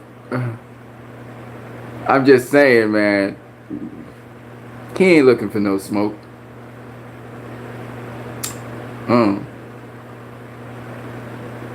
Jackson the Hopeful. Louis Collazo was also a southpaw. Right. Yeah. Keith Thurman, right? Keith Thurman faced the southpaw. Yeah. Tommy Temper says, smack that like button, guys. Thank you very much, Tommy Temper. Rainier Lisa says, I imagine how these fighters of today would react if they fought my favorite fighter, Marvelous Marvin Hagler. I know Amir Khan would get knocked the fuck out. No, Khan came to mind immediately, you know what I'm saying? Came to mind immediately, you know? Man, I mean, let's be real, right? People talking about he should have faced Khan instead of Marcos Maidana. But okay, check this out. Khan was supposed to face Devin Alexander. You know what Khan did? Khan didn't fight Devin Alexander. He was waiting on the Floyd fight. So Khan sabotaged his own self, right? Instead of facing Devin Alexander looking spectacular against him, which would have lined him up to face Floyd, Marcos and Chino Maidana just beat the shit out of Adrian Broner. Even though it was a game fight, he dropped him twice and swelled up his jaw, right? I mean, let's just weigh it. Marcos Maidana versus Adrian Broner, ass whipping. Amir Khan sitting on a shelf waiting for a promised fight, like how fucking Gennady Golovkin is fighting cab drivers and waiting for a Canelo fight. Right? Who deserves it more? Fucking Marcos Maidana. This is not rocket science. People are like, well, you gotta watch the matchup. Well, what Khan has done lately? What has he done? What did he do to prove that his skills was up to par to face a Floyd Mayweather? Nothing. I'm gonna show you all something else, because I'm tired of the bullshit. Plus, so many surveys said Marcos Maidana, and it proved Marcos Maidana proved he should have been in the ring with Floyd. He put on a hell of a performance, and he did everything in his power to beat Floyd. Right? Did everything in his power to beat Floyd. He was in it to win it. If Amir Khan starts to get his ass beat by Floyd, because Floyd hits hard, okay? I asked Marcos Maidana say Adrian Broner hits harder than Floyd. Floyd hits hard. Don't let nobody fool you, right? He hits hard. When he hits Amir Khan a body shot, all that speed and all that shit go out the window, because we saw what Canelo do, and Canelo hit harder than Floyd, obviously. When Canelo started hitting Khan with body shots, he slowed the motherfucker down. Slowed his ass down. Floyd faster than Canelo and got better timing. So what do you think would have happened? And Floyd tamed Canelo in that ring. Floyd hits hard. So if you think Amir Khan, because they think a lot of people think Floyd can't knock out Canelo. Can't knock out Khan, and the fight would have gone 12 rounds. He'd have beat the shit out of Khan. He'd have beat that motherfucker down. It would have looked like when he fought that Japanese dude. The fight would have looked something like that. Because he would have been mugging, he would have been on Khan, he would have been mugging that motherfucker. It'd have taken his ass out. You know, he'd have mugged him. That's what Floyd do. Against a boxer, you got to bang. Against a banger, you got to box. So Floyd would have banged that motherfucker to the body. That's how he'd have taken out Khan. He'd have walked his ass down. And that's the thing people don't understand. Floyd can do that. He can walk you down too. He got different modes. You know, Pernell Whitaker showed he could be a power puncher if he wanted to. You know, he could do it all. You know, Floyd could do it all. Andre Ward's a little bit more. He's not as versatile. He's more rehearsed than Floyd and Pernell Whitaker in the sense that he's a little bit more limited in what he could do. But he's still got all around game. See what I'm saying? And he's solid in every single area. So, you know, he would give Floyd the work. You know, if they ever came to some sort of catch weight and fought one another, he'd give Floyd the work. He'd give Floyd the work for sure. You know, and Pernell Whitaker would give Floyd good work. I mean, Floyd would have given Pernell Whitaker good work too. That would have been a good fight. That would have been a good ass fight to see. I would have loved to see, you know, because Whitaker got all that experience, but Floyd would have hang in there with him. And sometimes he get the best of Whitaker, sometimes Whitaker get the best of Floyd, you know. I assume that would have happened in sparring. Because people don't understand, you consistently sparring somebody, you know, people make it out like, you know, Errol Spence was beating up Floyd in every sparring session. Of course not. Of course not. He'd give Floyd good work, you know. Give him good work. You know, that's how sparring is. Sparring is not something you to brag about because it's to better yourself and the other guy's better than himself. It's not something to brag about. It's bad as fuck. I mean, mean motherfuckers going in there to take out each other's heads, but at the same time, you know, it's all about trying to improve yourself at the same time. It's not the actual fight under lights. That's a totally different thing. So sharpen your skills, sharpen your ability, that kind of shit. So anyways, let's see what you guys are saying here. Renier Lisa says, I imagine how these fighters of today would react if they fought my favorite fighter, Marvin Hagler.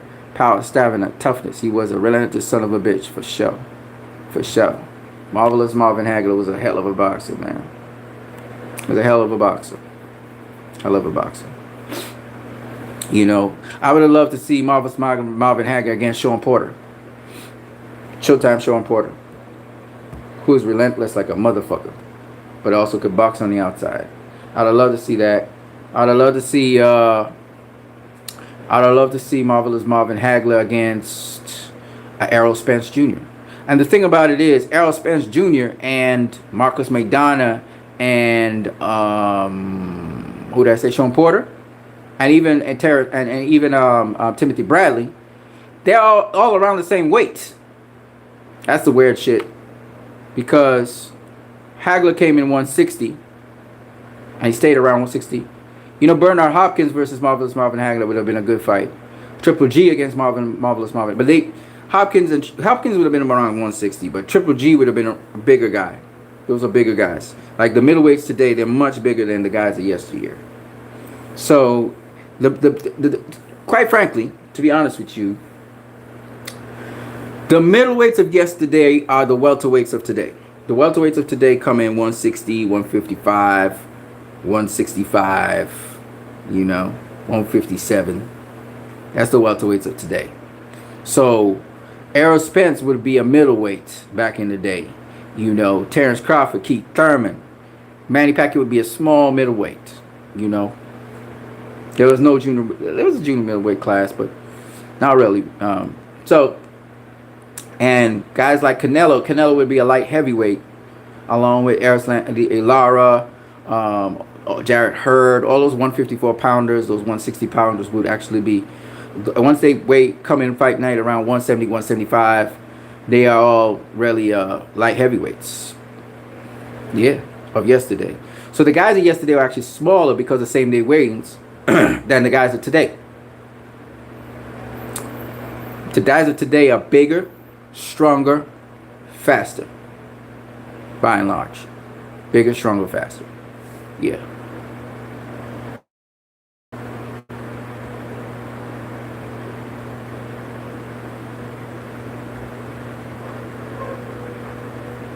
Get This Smoke says, peace to all. Peace to you, brother.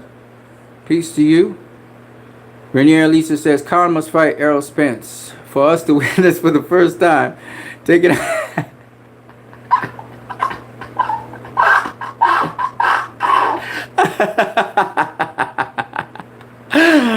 Oh my God. Khan must fight Errol Spence for us to witness for the first time, taking out a mouthpiece with his jaw by power punch. Khan's jaw is waiting for permanent dislocation. He'd be like Victor Ortiz. Oh man. That's so fucking funny. Yeah, so it's unfortunate, and that's why I had to talk about this as a fight fan. How Larry Merchant and Jim Lampley did a disservice to boxing, in my opinion. They're boxing Hall of Famers and stuff, but I think they did a bad thing. See, when you have a guy like Howard Cosell did a great service to boxing by whoever the top fighter was, he at least applauded them. He wasn't one-sided. Like if they were getting their ass beaten in a fight, he would talk about that. But he at least was when they did things which were good, he talked about it. And he tried to be as neutral as possible. He had his biases.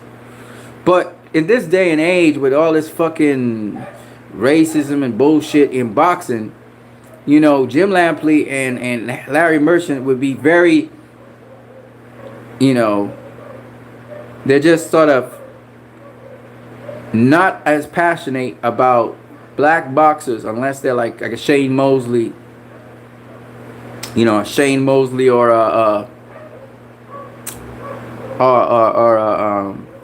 Evander Holyfield. They were very dispassionate about boxers like Andrew Ward, real complete boxers who had full boxing game, and they did a disservice to boxing because when boxers had full boxing game back in the day, now it happened sometimes that they would, certain boxers were blacklisted, like Mike McCallum and so on.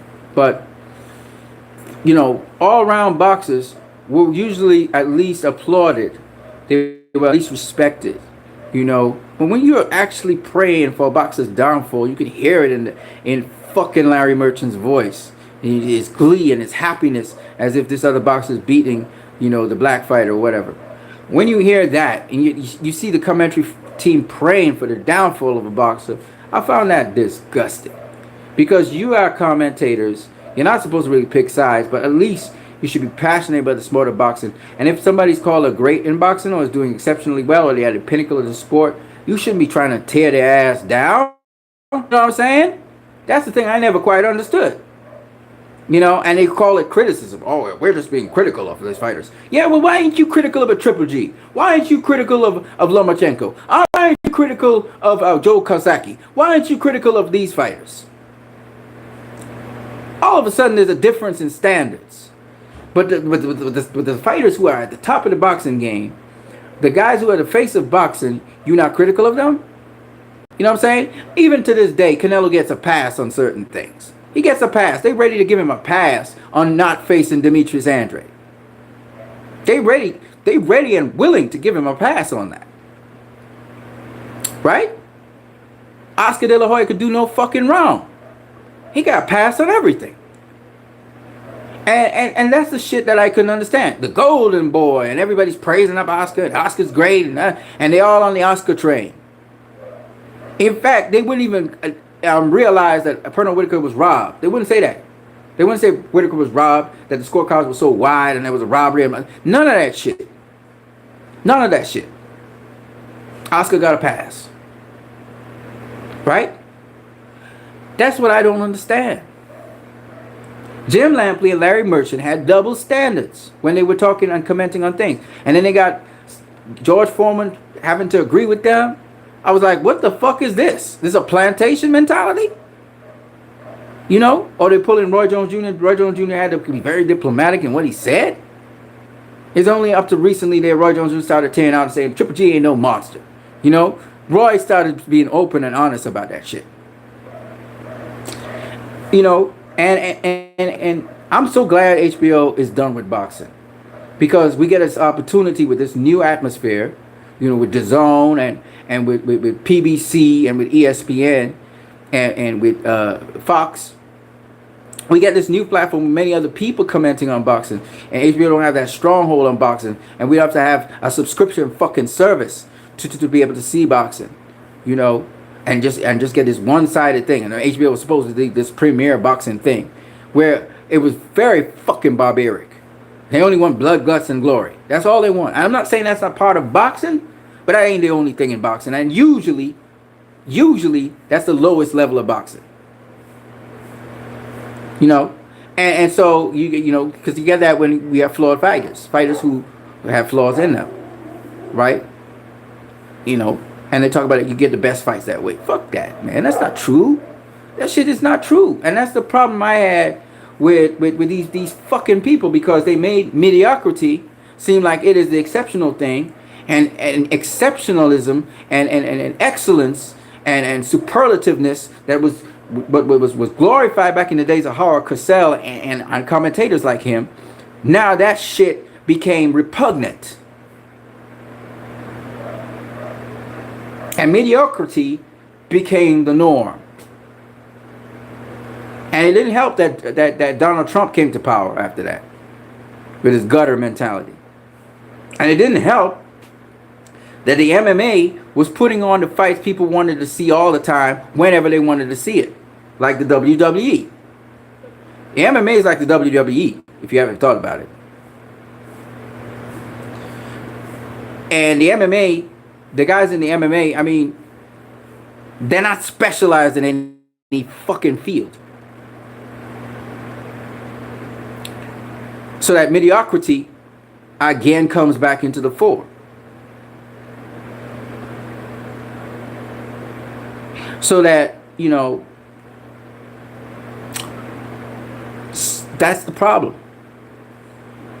You know.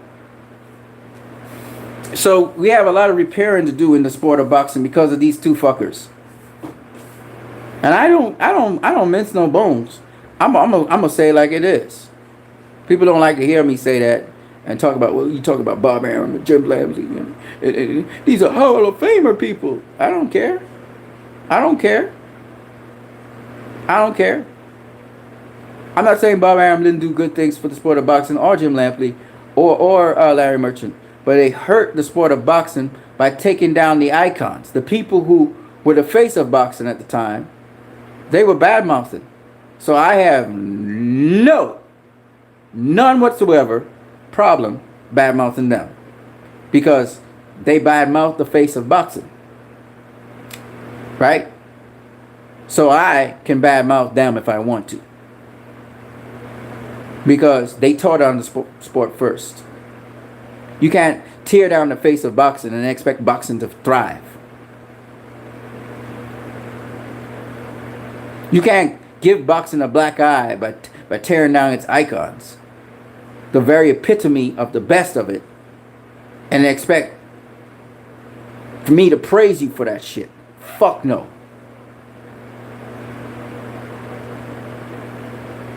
So that's what I gotta say. Because Roy Jones Jr., man, was an exceptional boxer, right?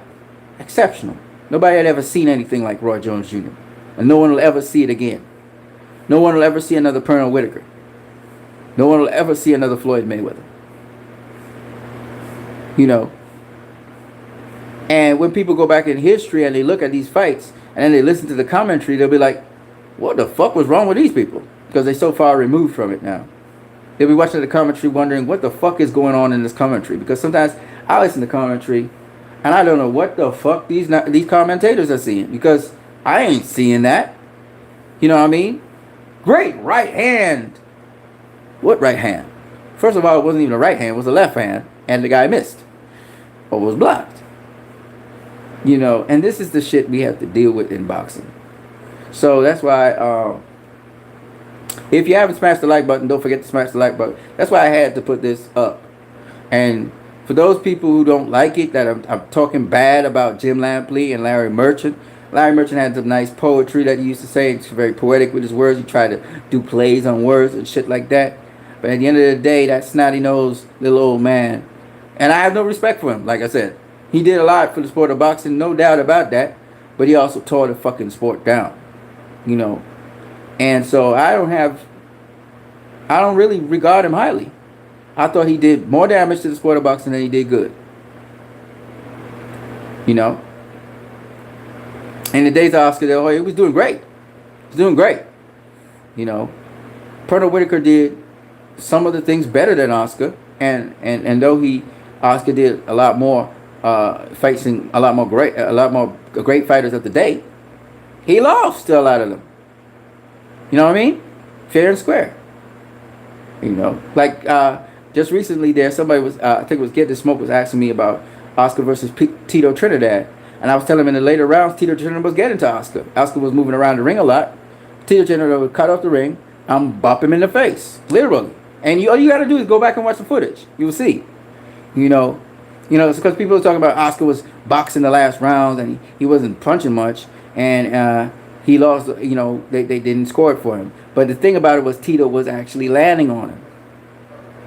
He was running, he was using a lot of real estate, but Tito was actually tagging him. And all you got to do is go back and watch the footage. You'll see what I'm talking about. You know, I watched it about 2 or 3 months ago, and I realized, oh shit. You know, I always thought Oscar boxed Tito. He actually was getting hit by Tito quite a lot. You know. So anyway, yeah. Well, my point is that, you know, a lot of times, you know, we say a lot of things, but we don't realize we're influenced by certain people who originated the idea and circulated it as gossip and rumor. For example, you know, people speculate that Floyd beat up Pernell Whitaker. That never happened, but they speculate that. Why? Floyd never said he beat up. He never talked about the sparring sessions like that. He never talked about it like that because there's a code. You don't talk about what happens in sparring. There's a rumor that Errol Spence gave Floyd a black eye or beat up Floyd. But nobody going to tell you that because it's going to be a rumor, because Floyd nor Errol Spence will ever tell you what happened in them sparring sessions because it's not supposed to come out in the open. And Errol Spence will never break that code. Neither will Floyd. So when people say, oh, Floyd is so proud, you know, he's trying to boast that he beat Pernell Whitaker, you know that falls from the get-go because Floyd would never say something like that because Floyd will not violate that code. He'll never say, I got the better of Pernell Whitaker. Never say that. And it never happens in sparring anyway. Because if you're sparring a guy 2, 3, 4 times, you know, you're not going to get the better of him 2, 3, 4 times. It's not going to happen. Not in sparring. Because the other guy brought you in there to refine certain things and to do things, react to certain things. And you're going in there not to spar, and particularly you may have an upcoming fight or something. So you're preparing for your stuff too. You know, yeah, you're going to go at it hard, but you try to perfect your craft and he's trying to perfect his. So it's not like sparring is this thing where I'm looking to one up you and you one up me, and yeah, sometimes it's like that, but it's not really that. You understand? It's not really about that only. So nobody really care about who won up, who went on. Nobody give a fuck about that. It's sparring. It's work. And once you get good work, that's what matters. All right, people. So I hope that you enjoyed this video. It's almost 2 hours. I did some work here. I put in some work for 2 hours. I'm gonna have to go get something else to eat. Just make sure. I gotta go drink some water too. But I hope you guys enjoyed this this video, because I was, you know, the fact that Pernell Whitaker died sparked this sort of like, I'm like, man, I'm kind of angry because this guy was such a great boxer. Probably, you know, maybe top 10, top 5 greatest boxers of all time. Greatest. I'm not talking now best ever, but greatest boxers of all time. Definitely one of the best defensive fighters of all time. Maybe top 2. You know, maybe even higher than Floyd. Who knows? But and the number that HBO did on that man, through Jim Lampley and fucking Larry Merchant, and the hate this man got throughout his career, it wasn't deserving, man. It wasn't deserving, you know. And the robberies that this man was literally robbed 3 times in his career in 3 big fights. And, you know, it's just the injustice. And I think about that, and I think, you know, how Pernell paved the way for Floyd, you know, paved the way for Roy. Roy got some of the similar treatment. You know, he went back to work for the plantation, unfortunately, but, you know, Roy got some of the similar treatment. He's exceptional training right now, you know, Roy Jones Jr. And it hurts me because these guys were not your average dudes. They brought something new to the table. Pernell Whitaker brought a whole new style of fighting. You know, Roy brought a whole new style of fighting. Floyd brought a whole new style of fighting. You know, because up to now, people don't really fully understand what Floyd brings to the table, what kind of boxer he is. You know, and Whitaker. You know, people always feel Whitaker will be on his bicycle. No, he don't have to be. We see Whitaker do excellently on the front foot as well. Cut off the ring like a motherfucker. You know. Yeah. So, I mean, because more flamboyant than Floyd. I mean, you know, it is what it is, but, you know, I think about his death and, you know, it saddens me a lot. You know, this man should have gotten even more recognition. This man should have been, you know, celebrated to the hilt. You know, this man should have been as popular as Floyd is today. You know, this man should have been a household name. This man was a better boxer than Muhammad Ali. He was a better boxer than Sugar Ray Robinson. He was a better boxer. If this motherfucker, if Pernell Whitaker faced Sugar Ray Robinson, he beats Sugar Ray Robinson. He beats motherfucking Sugar Ray. Sugar Ray Robinson got nothing on him. Because Robinson couldn't beat this guy. He couldn't beat. There are very few fighters in history that could beat Sweet Pea. That could beat Pernell Whitaker. You know? And,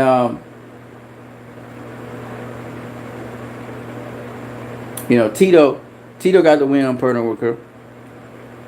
Who was, you know, I think it was his second to last fight of his career. So, I mean, I'm not going to blame age. I'm not going to blame that he wasn't in his prime. I'm not going to blame those things. But I would say that it was to the end of his career. And he was abusing his body. You know. So those are some things to consider. No excuses though, he lost.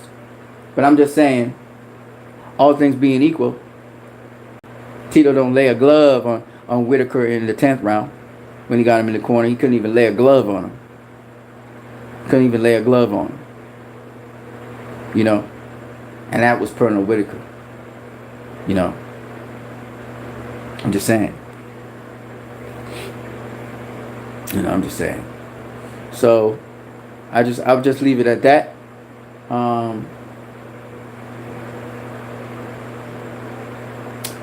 I mean, there are all kinds of fighters in history. But, I mean, unless you've seen them, you can't really say much. You know, Jeff McMurray, he sparred Pernell Whitaker. So when he talks about he knows Pernell Whitaker, he not only saw him box, but he also sparred him. You know, so he knew what Whitaker brought to the table. You can't say he could say anything about Willie Pep because he saw, you know, footage of Willie Pep. He never sparred Willie Pep. He didn't know Willie Pep like that. You know what I'm saying? There's a difference. Hold on a second. Let me see what you guys are saying here. Randy Elisa says, I need to shout out for your boxing analysis, bro. It's legit and satisfying and also fair. Better than the other ESPN boxing analysts. Man, it's too much politics in boxing. It's not like these guys don't know what they're saying, but it's just like, to me, they're playing political games, you know. Rainier Lisa says, what I like about Amir Khan, come. He's not afraid calling out somebody to knock him out cold.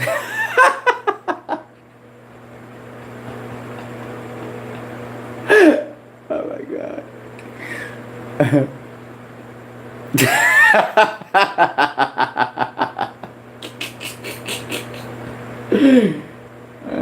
Man, that shit gonna catch up with him later on in his life, you know. Oh man. Why doesn't he call out Cal Brook then? You know, why does he? What's he afraid of? He called out Canelo. He called out. He called out Terrence Crawford. He ain't calling out Keith. He's not calling out Keith Thurman. He's not calling out Errol Spence. He's not calling out Sean Porter. And he ain't calling out Cal Brook. You know why? He knows damn full well he gonna have some more. He gonna have some more straight knockouts, like how Canelo knocked his ass out. You know, with Terrence Crawford, at least Terrence Crawford didn't knock out his ass, right? He claimed the low blow and get out of the fight. But you know, even Mikey Garcia, I think, I think Mikey Garcia knocks his ass out. Mikey Garcia, not Danny. Mikey Garcia knocks his ass out. That's how bad it is. I think Gervonta Davis, who's a super featherweight, knocks his ass out. That's how bad it is. You know, he picked Billy Dibbs. Why didn't he pick Gervonta Davis? Gervonta Davis. Go pick Gervonta Davis. Pick a knockout artist. Motherfucker. Punk. I don't know what can question Amir Khan's heart. Amir Khan's looking at his wallet. His motherfucker trying to cash out. See how long he could last in the business. Khan is done. He's done. People want to talk about Kell Brook. Khan is done. Khan is done. He's a done fighter, and they're trying to hold him out as long as possible and hanging around. But he ain't facing none of them top fighters. He's not gonna fight no top welterweight. That motherfucker. Now you didn't want to beat down straight truth. Terrence Crawford beat his ass up bad. Amir Khan. Fucking Amir Khan. Him trying to call out Manny Pacquiao. Pacquiao got Thurman to deal with. The fuck? Pacquiao don't care about you. Calling out Keith Thurman. Why don't you call out Keith Thurman? You want to call out Manny Pacquiao? Call out Keith Thurman. Call out Keith Thurman. Call out Sean Porter. Call out Errol Spence Jr. Call out Mikey Garcia. Call out Danny or Mikey Garcia. Danny Garcia ain't got nothing to do right now. He ain't got no opponent. Why did you call out Danny? Danny ain't got nobody right now. Danny would love to fight you again. Clown. Amir Khan. Yeah, so let me get out of here. You guys have a good one. If you guys are doing any hangouts, let me know. Tommy Temper. KTMPL. If Khan keeps his mouth shut, people would think he's a horse and make glue.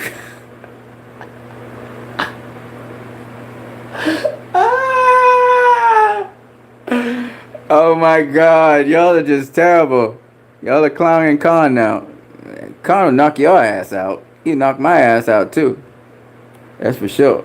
You're a much better boxer than that. You've been at the top tier for a long time. He knocked my ass out. I know that. I ain't knocking Khan's out. I don't have the skill to knock Khan's ass out unless he puts his chin in front of me and I'm gonna take a swing at it. But you know, we cannot beat Amir Khan. I can tell you that right now. That's for sure. He still has that, that top level skill, or at least enough skill to beat my ass and yours. You know what I'm saying? But at the same time, I just don't think that he can right now face any of those top tier guys and survive 12 rounds. I just don't think so. I think every last one of them, the top welterweights right now, will comatose him. Now I can't say that about Pacquiao. Definitely I can say that about Amir Khan. Definitely. He's not gonna make 12 rounds with Keith Thurman. And he ain't making 12 rounds with Danny Garcia.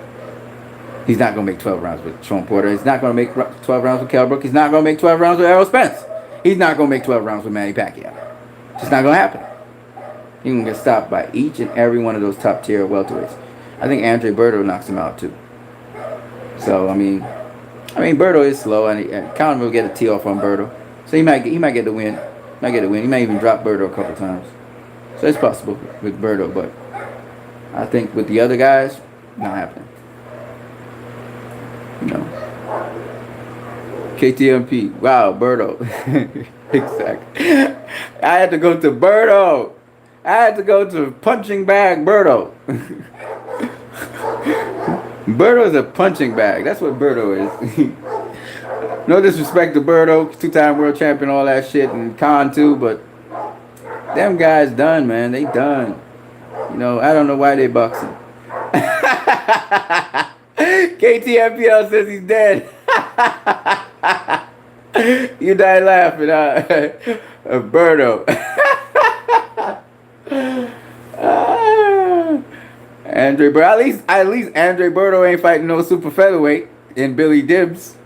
And he ain't ducking the smoke. At least he faced Sean Porter. Who else did Berto face? He faced Sean Porter. He faced Victor Ortiz, got his vengeance on Victor Ortiz. He faced Robert the Ghost Guerrero, got his ass beat. You know, I don't know. He did not deserve Floyd Mayweather on his resume. I don't know how that motherfucker got Floyd, boy. Danny Garcia deserves Floyd. You know, I would have preferred to see Floyd versus Danny Garcia. That is one of those guys that just did not deserve it. What, Alexander? What about Alexander? Berto didn't face Alexander, did he? He did? Let me check. He got Devon Alexander. Devon Alexander got his ass knocked out just recently too, by KTF or something like that. KTF. Where is it? Oh, it's my phone. Let me see. Andre Berto. The fuck this motherfucker got that? That's the unfairness of boxing, man. That's the unfairness of boxing. Berto had no business facing Floyd Mayweather. None. That's where, you know, I mean, I don't know if I give Floyd a pass for that Berto fight. You know, I can understand the Conor McGregor fight, right? He retired and everything. He came back and faced Conor McGregor, crossover fight, whatever. But goddamn, Berto? Fuck. Up to now, I didn't understand that. You know, I know it was the end of his career and all that shit. But Berto, man.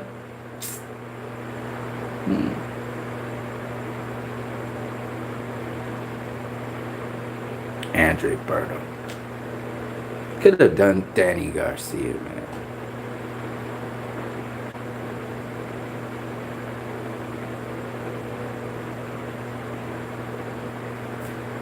Devon Alexander? What about Devon Alexander? Oh, you mean Khan versus Devon Alexander? Devon Alexander got his ass knocked out by, I can't remember who. I don't think Berto faced Devon Alexander. Oh, he did. Oh, that's after the knockout to Sean Porter. He faced Devon Alexander. And he's going to be facing some guy named Miguel Cruz. He got a split decision win over Devon Alexander. Then again, Devon Alexander was once a top 10 welterweight. I said. But he got blown out. Red Koch knocked the fuck out of Devon Alexander. He knocked him out. Ivan Redkach. I think Ivan Redkach actually is going to be facing. It's going to be facing. It's a good fight, I think. Oh, it doesn't say here. But Redkach is supposed to be facing somebody. I can't remember who it is. Soon. Yeah, but Devon Alexander, man.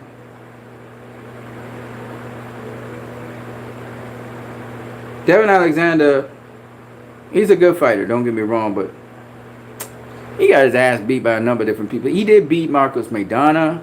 He did. But he kind of gone through now. You know. Cause after Sean Porter beat him, and after the Soto Karass fight, he ain't been nothing, you know. I think once you use an aggressive style on Devin Alexander, he beat his ass. You know, Timothy Bradley beat his ass, and it was in uncuts. Sean Porter beat his ass. You know, he had a tough fight with Soto Karass. And then Amir Khan just totally beat his ass, outboxed him. And Aaron Martinez got the upset win over him after that. It's just been downhill from then on in. I think he had a draw with Victor Ortiz even. That's fucked up. And Berto beat his ass. And then Red Cash just knocked his ass out. He got stopped. For the first time in his career, he got stopped. Now, he was a good fighter. I mean, he beat Randall Bailey, beat Marcos Maidana.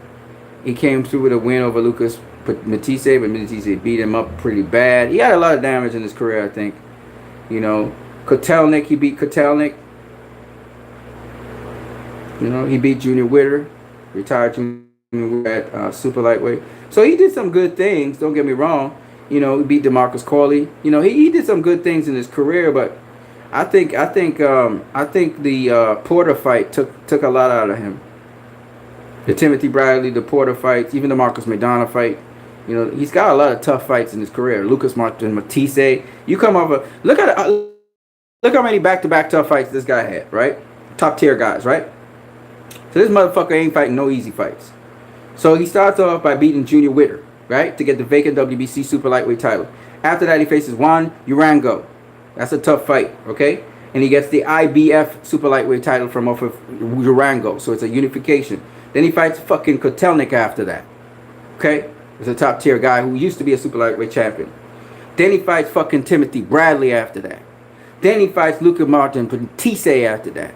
No easy fights, right? Then he fights fucking Marcos Maidana after that. Then he fights Randall Bailey after that. Alright? Then he has an easy fight with Lee Purdy. And then he fights Sean Porter after that. Fucking Jesus Soto Karass after that. Amir Khan after that. Then he fights a guy called Aaron Martinez, which was supposed to be an easy fight, and Aaron Martinez ends up beating him in a very close fighting match. He gets an easy fight in Walter Castillo. Then he faces fucking Victor Ortiz after that.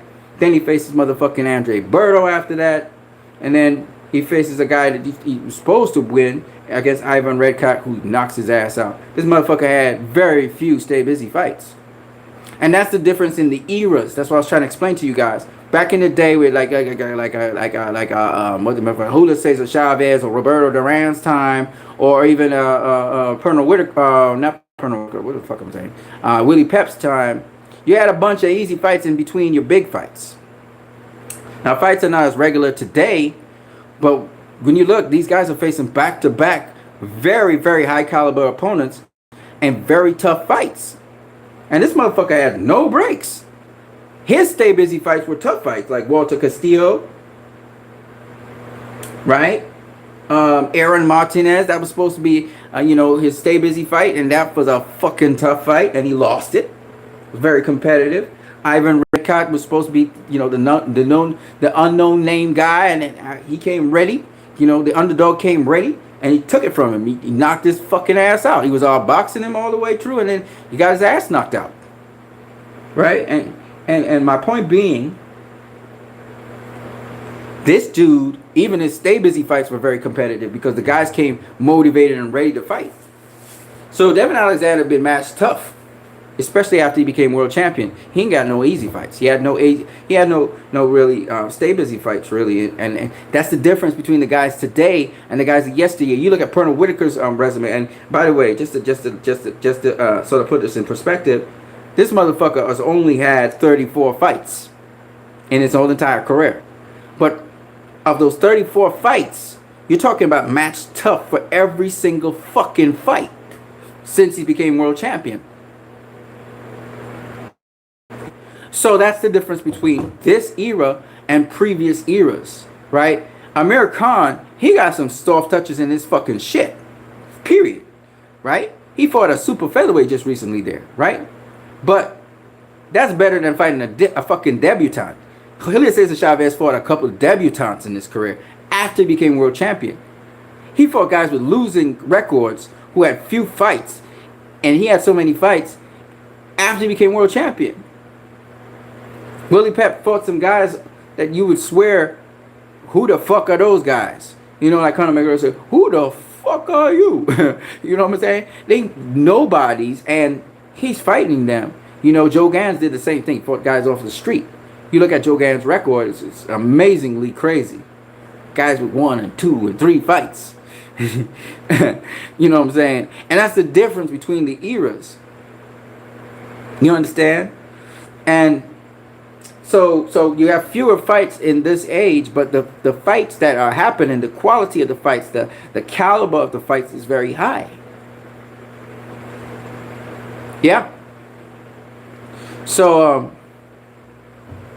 when people say, you know, this guy had 100 and something fights, I say, oh, how many of them were rematches? How many of them will stay busy? So we could just get the padding shit out of the way. How many of the rematches were competitive rematches? How many of the fights that led to rematches were competitive?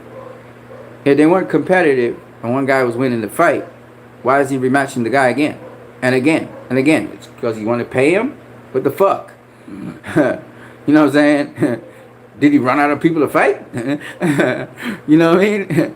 So these are the kinds of the things you gotta put into consideration, but a lot of people don't put into consideration. Again, critical thinking, critical fucking thinking. Huh? Think for yourself. Don't let other people think for you. You know? And some of you guys can think, and some of you guys just can't think. You just parrot whatever the prevailing sentiment of the day is. You have no thoughts of your own. And I pity the fool who's like that. Yeah? Alright guys, so you have a good one. It's been a blessing talking to you guys. I wish God's blessing on each and one of you, that you will live long. I grieve the death of Pernell Whitaker, and I just hope that maybe in his death he will get more recognition than he did in his life. And it's so fucking disgusting to say that, because why do we have to wait till an all-time great, one of the greatest boxers of all time, why do we have to wait till he's dead to really truly appreciate him and recognize him? That gives me a bitter taste in my mouth. But I hope for his family's sake that his legacy would go on. You know, they have the Rocky Marciano fucking legacy, and Rocky Marciano can't lay a glove to the legacy of Pernell Whitaker. Can't. You know what I'm saying? He shouldn't be even in the same fucking sentence with Pernell Whitaker. You know what I'm saying? And yet, to this day, you know, people just don't respect Pernell Whitaker like that. You know? But people gonna respect that name. They're gonna respect that fucking name. Fuck Jim Lampley and fuck Larry Merchant. You know? Fuck them and the HBO telecast. You know, for what they did to Pernell Whitaker.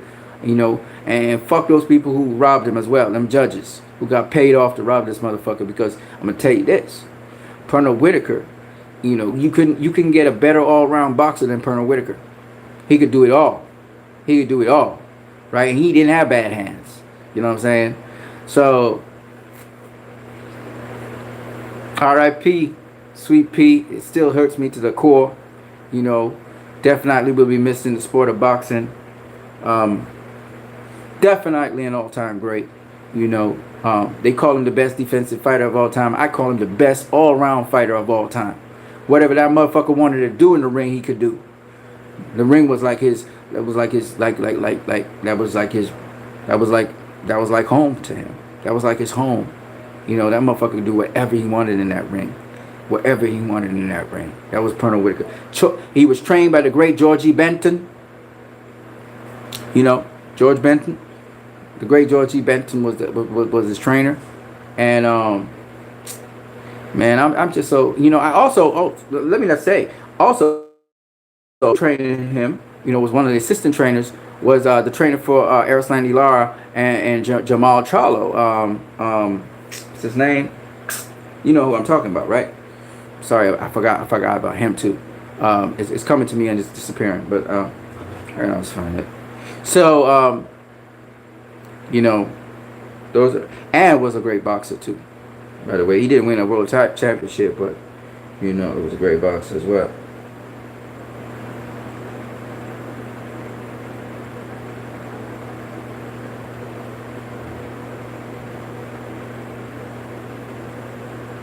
It's not coming to me. I'm getting all kinds of stupid names. What the fuck? Why did he do that?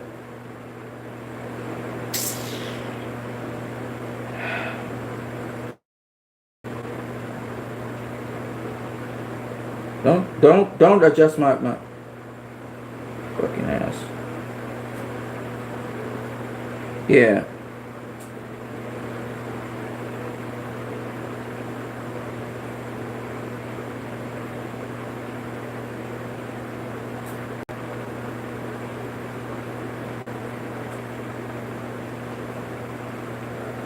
Ronnie Shields, that's the name. For reasons unknown, sometimes I just can't remember people's names. That's not good though, because I don't want to get Alzheimer's. But yeah, Ronnie Shields, a great Ronnie Shields. So, you know, I hope you guys enjoyed it. This 2 hours and 15 minutes. We are now 7 hours. It's 7:30 in the night. I wanna wrap it up right here. And the next stream, hopefully, we could talk more boxing.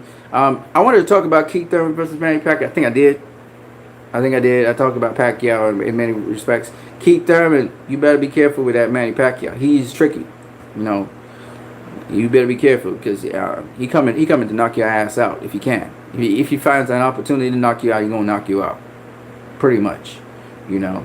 So and he's not gonna just do it the conventional way you think he's gonna do it. So he got something for your ass if you don't watch yourself. You better be careful. And you done already slower than Floyd. You're not as quick as Floyd. And don't excessively move around the ring. Try to lock him up. You better know how to lock Pacquiao up so that his hands can't keep moving. You know, you have to be able to know how to slide in and lock him up. If you don't know how to do that shit, you're gonna have a hard night ahead of you, and Pacquiao gonna be chasing your ass down, trying to knock your fucking ass out. So you better know how to close. You better know how to smother his offense, like Jeff Horn did, like Floyd did. You know, you gonna have to learn how to smother his offense. Otherwise, he gonna pound your ass. He gonna wail on you. Seriously, he's not the same like Sean Porter. Sean Porter's physically strong and all of that, but he's a little bit scrappy in how he throws his punches. Pacquiao much more accurate in how he lands his shots, and he goes buzzsaw on your ass. So you better be able to cut off those angles too. It's all about angles. So you better be able to cut off those angles on him. You know, I'm just saying, because you're gonna need all of that shit when Pacquiao comes through. Hey, he's motivated. He's motivated to come after you. So you just woke him up. You said, "Oh, I'm gonna end your career." Pacquiao's like, "What?" So he's ultra alert. He's gonna be ultra careful how he approaches you so he doesn't get knocked out. But at the same time, he just looking for that opportunity. He gonna be looking for that opportunity to get you. You know, he's gonna be looking for it. So you woke up the beast, not me. You should have kept your mouth shut, or maybe you do want the best possible Pacquiao to face. But if you don't watch yourself, he will overwhelm you. You're not Floyd Mayweather, all right? You're not Floyd Mayweather. Floyd Mayweather knew how to cut off those angles. So it's not as easy as you think it is. So I'm just letting you know, headsing you up against Keith Thurman, because I want to see you win. But and all the tips Tiffany Bradley's giving you, remember he got dropped in his last fight. Pacquiao changed up the game a little bit on him. So Pacquiao got a lot more stuff for you, and you will learn a couple things. You're strong enough, so hopefully you can withstand the barrages that he comes with, and he won't get hit with too many. But yeah, Pacquiao's not the guy you think. But you gotta try to maintain range, and you have to get his attention, obviously. But you also have to that you got something for him if you try to make any mistakes. But I don't think that'll deter him, because he's so determined to get to you. He probably will get to you. Keep your composure, keep your coolness, and work behind your defense. You know, you come from a good school with Winky Wright, but you can't let him just go off on you, because otherwise you just be shelled up and he just be going at you. You can't allow that. You have to counter in between his throwing, especially in his offense. You got to counter him in between his offense, so to make him think and not just let his hands go all the time. And he's not going to relent. He's going to come at you like Sean Porter did. He's going to come at you at every turn. He's going to be cleaner than Sean Porter is. He's not going to try and rough you up so much on the inside, but that motherfucker going to come at you. And you better be able to head control him. You better be able to lock him up at certain times. So and disrupt his rhythm as much as possible. You know, so that he doesn't, you know, really get going. And you have a chance. But you know, he's a fucking buzzsaw, and he gets going rather quickly. So if you for a moment, if you have to be first of all. If you're not first, he's going to dictate from that get-go round, and it's just going to roll out of control. Because Pacquiao's a guy, just like that, the momentum of the fight could just completely change, and he could just be completely in control of the fight. You have to, from round one, seize control of that fucking fight from him. And then the other thing is you have to be so aware of him and what he's about to do next, because he's that quick. And if you're gonna trade with him, he's gonna be happy. He's gonna be like, yes, he's going to trade with me. That's my thing, baby. That's his thing. Okay? He likes to trade. Once he can get you mid-range, that's his area of expertise. That's the thing he shines best at. So if you're so stupid to engage him in his zone, well, he will show you why he's so special, right? You'll be looking up at the ceiling in the MGM Grand for sure. But if you limit how much his comfort zone is, because his comfort zone is, as I said before, mid-range. If you limit his comfort zone, sharpshooting from the outside, and then select when you want to trade with him, where you know you can get him and he can't get you, I think you have a better chance.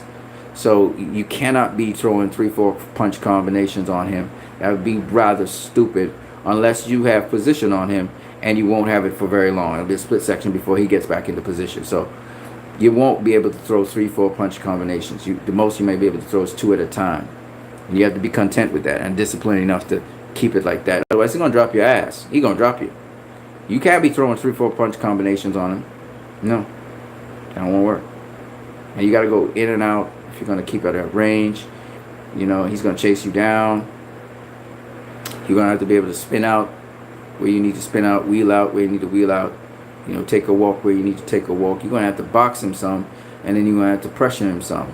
And to pressure him, you have to pressure him off your jab so that you can keep the distance. You can keep on pushing him back.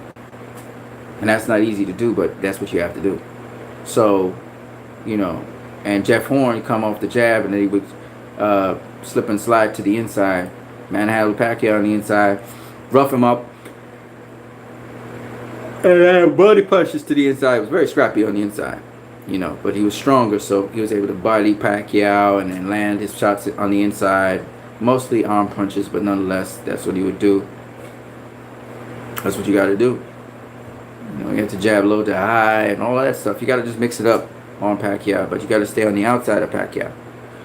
You got to stay on the outside of Pacquiao. And that's not easy to do, but that's what you need to do. Keith Thurman. That's what you need to do to beat Pacquiao. And he ain't going to be traded with Pacquiao. He going to win that one. Hands down. He will win all the exchanges. And you can talk about how he don't keep his guard up and all kinds of shit. He going to win all them exchanges. I guarantee you that. Because he going to slip past all your shots and land on you. And pivot to the side, weak side, land a whole bunch of shots on you. Like Floyd did to Arturo Gatti. And he could just be beating the shit out of you, because you will always be slower than him. So if you're trying to match him punch for punch, he'll always beat you to the punch. Combinationally wise. Then all you know, you like Timothy Bradley, your head bobbing in the wind, and he's just throwing off 8 punch, 9 punch combinations to your head and body. So you better know what the fuck you doing, Keith Thurman, otherwise he's gonna beat you up. You know, you better be in control of the fight from the get-go, from round one. It's not Danny Garcia. Danny Garcia's slower. Sean Porter's a lot quicker. You face Sean Porter, so you get an idea of what Pacquiao would be like. Pacquiao's cleaner than Porter. That don't mean shit though. You're gonna tag him. I'm pretty sure you will tag Pacquiao with a right hook or something, and you're gonna realize that motherfucker ain't going nowhere. He's tough. He head hard. His body's hard. He ain't going nowhere. So you might as well realize you're not gonna end his career. He gonna have lots of fights after this if he wants to. The one thing you may have is a W. You make sure you get that W on him. That's what's most important. You get that W on Manny Pacquiao, and you got the resume. You can say, I beat a living legend. That's what you could say. All that other shit you talking about, how you gonna get him out the game and all of that shit, you shouldn't be talking that shit. They know you want to have a sensational performance. You shouldn't be talking that shit. You should be centered on getting the W. And if you knock his ass out, so be it. If the knockout come, it come. You know, you should focus on winning. You know, focus on winning that fight, because if you focus on trying to knock Manny Pacquiao out, you might get knocked out. You know, you might want to have a sensational. But Anthony Joshua wanted to have a sensational performance. Look what happened to him. You know, so it's not just about trying to knock out Manny Pacquiao. You know, and that's very, very difficult to do. You might be motivated to try to make a splash, and then your ass be knocked out. So don't go thinking like that. Just go in there, try to get it executed, try to figure out what you are up against, try to be first, you know, and make sure that you get that W. That's at the end of the day, that's all that really matters. Getting the W. You get the W on a living legend. If his ass get a W on you, especially if he knock your ass out, you know, he gonna get the Errol Spence fight. He ain't gonna give a fuck. He gonna go for Errol Spence after, or Sean Porter, whoever wins. He gonna go after their ass, and then after that, he gonna go after Terrence Crawford's ass. And trust me, if he beats you, he got enough confidence to know he can beat them. Because you're the most unorthodox of them. So if he can beat you, he knows he can beat them. You know. So I'm just saying. You know, Pacquiao, man, you got to give him his props. And he's coming ready. He's going to come ready. For sure. Anyways, people, that was all I wanted to say. You guys have a good one. Blessings. I'm out.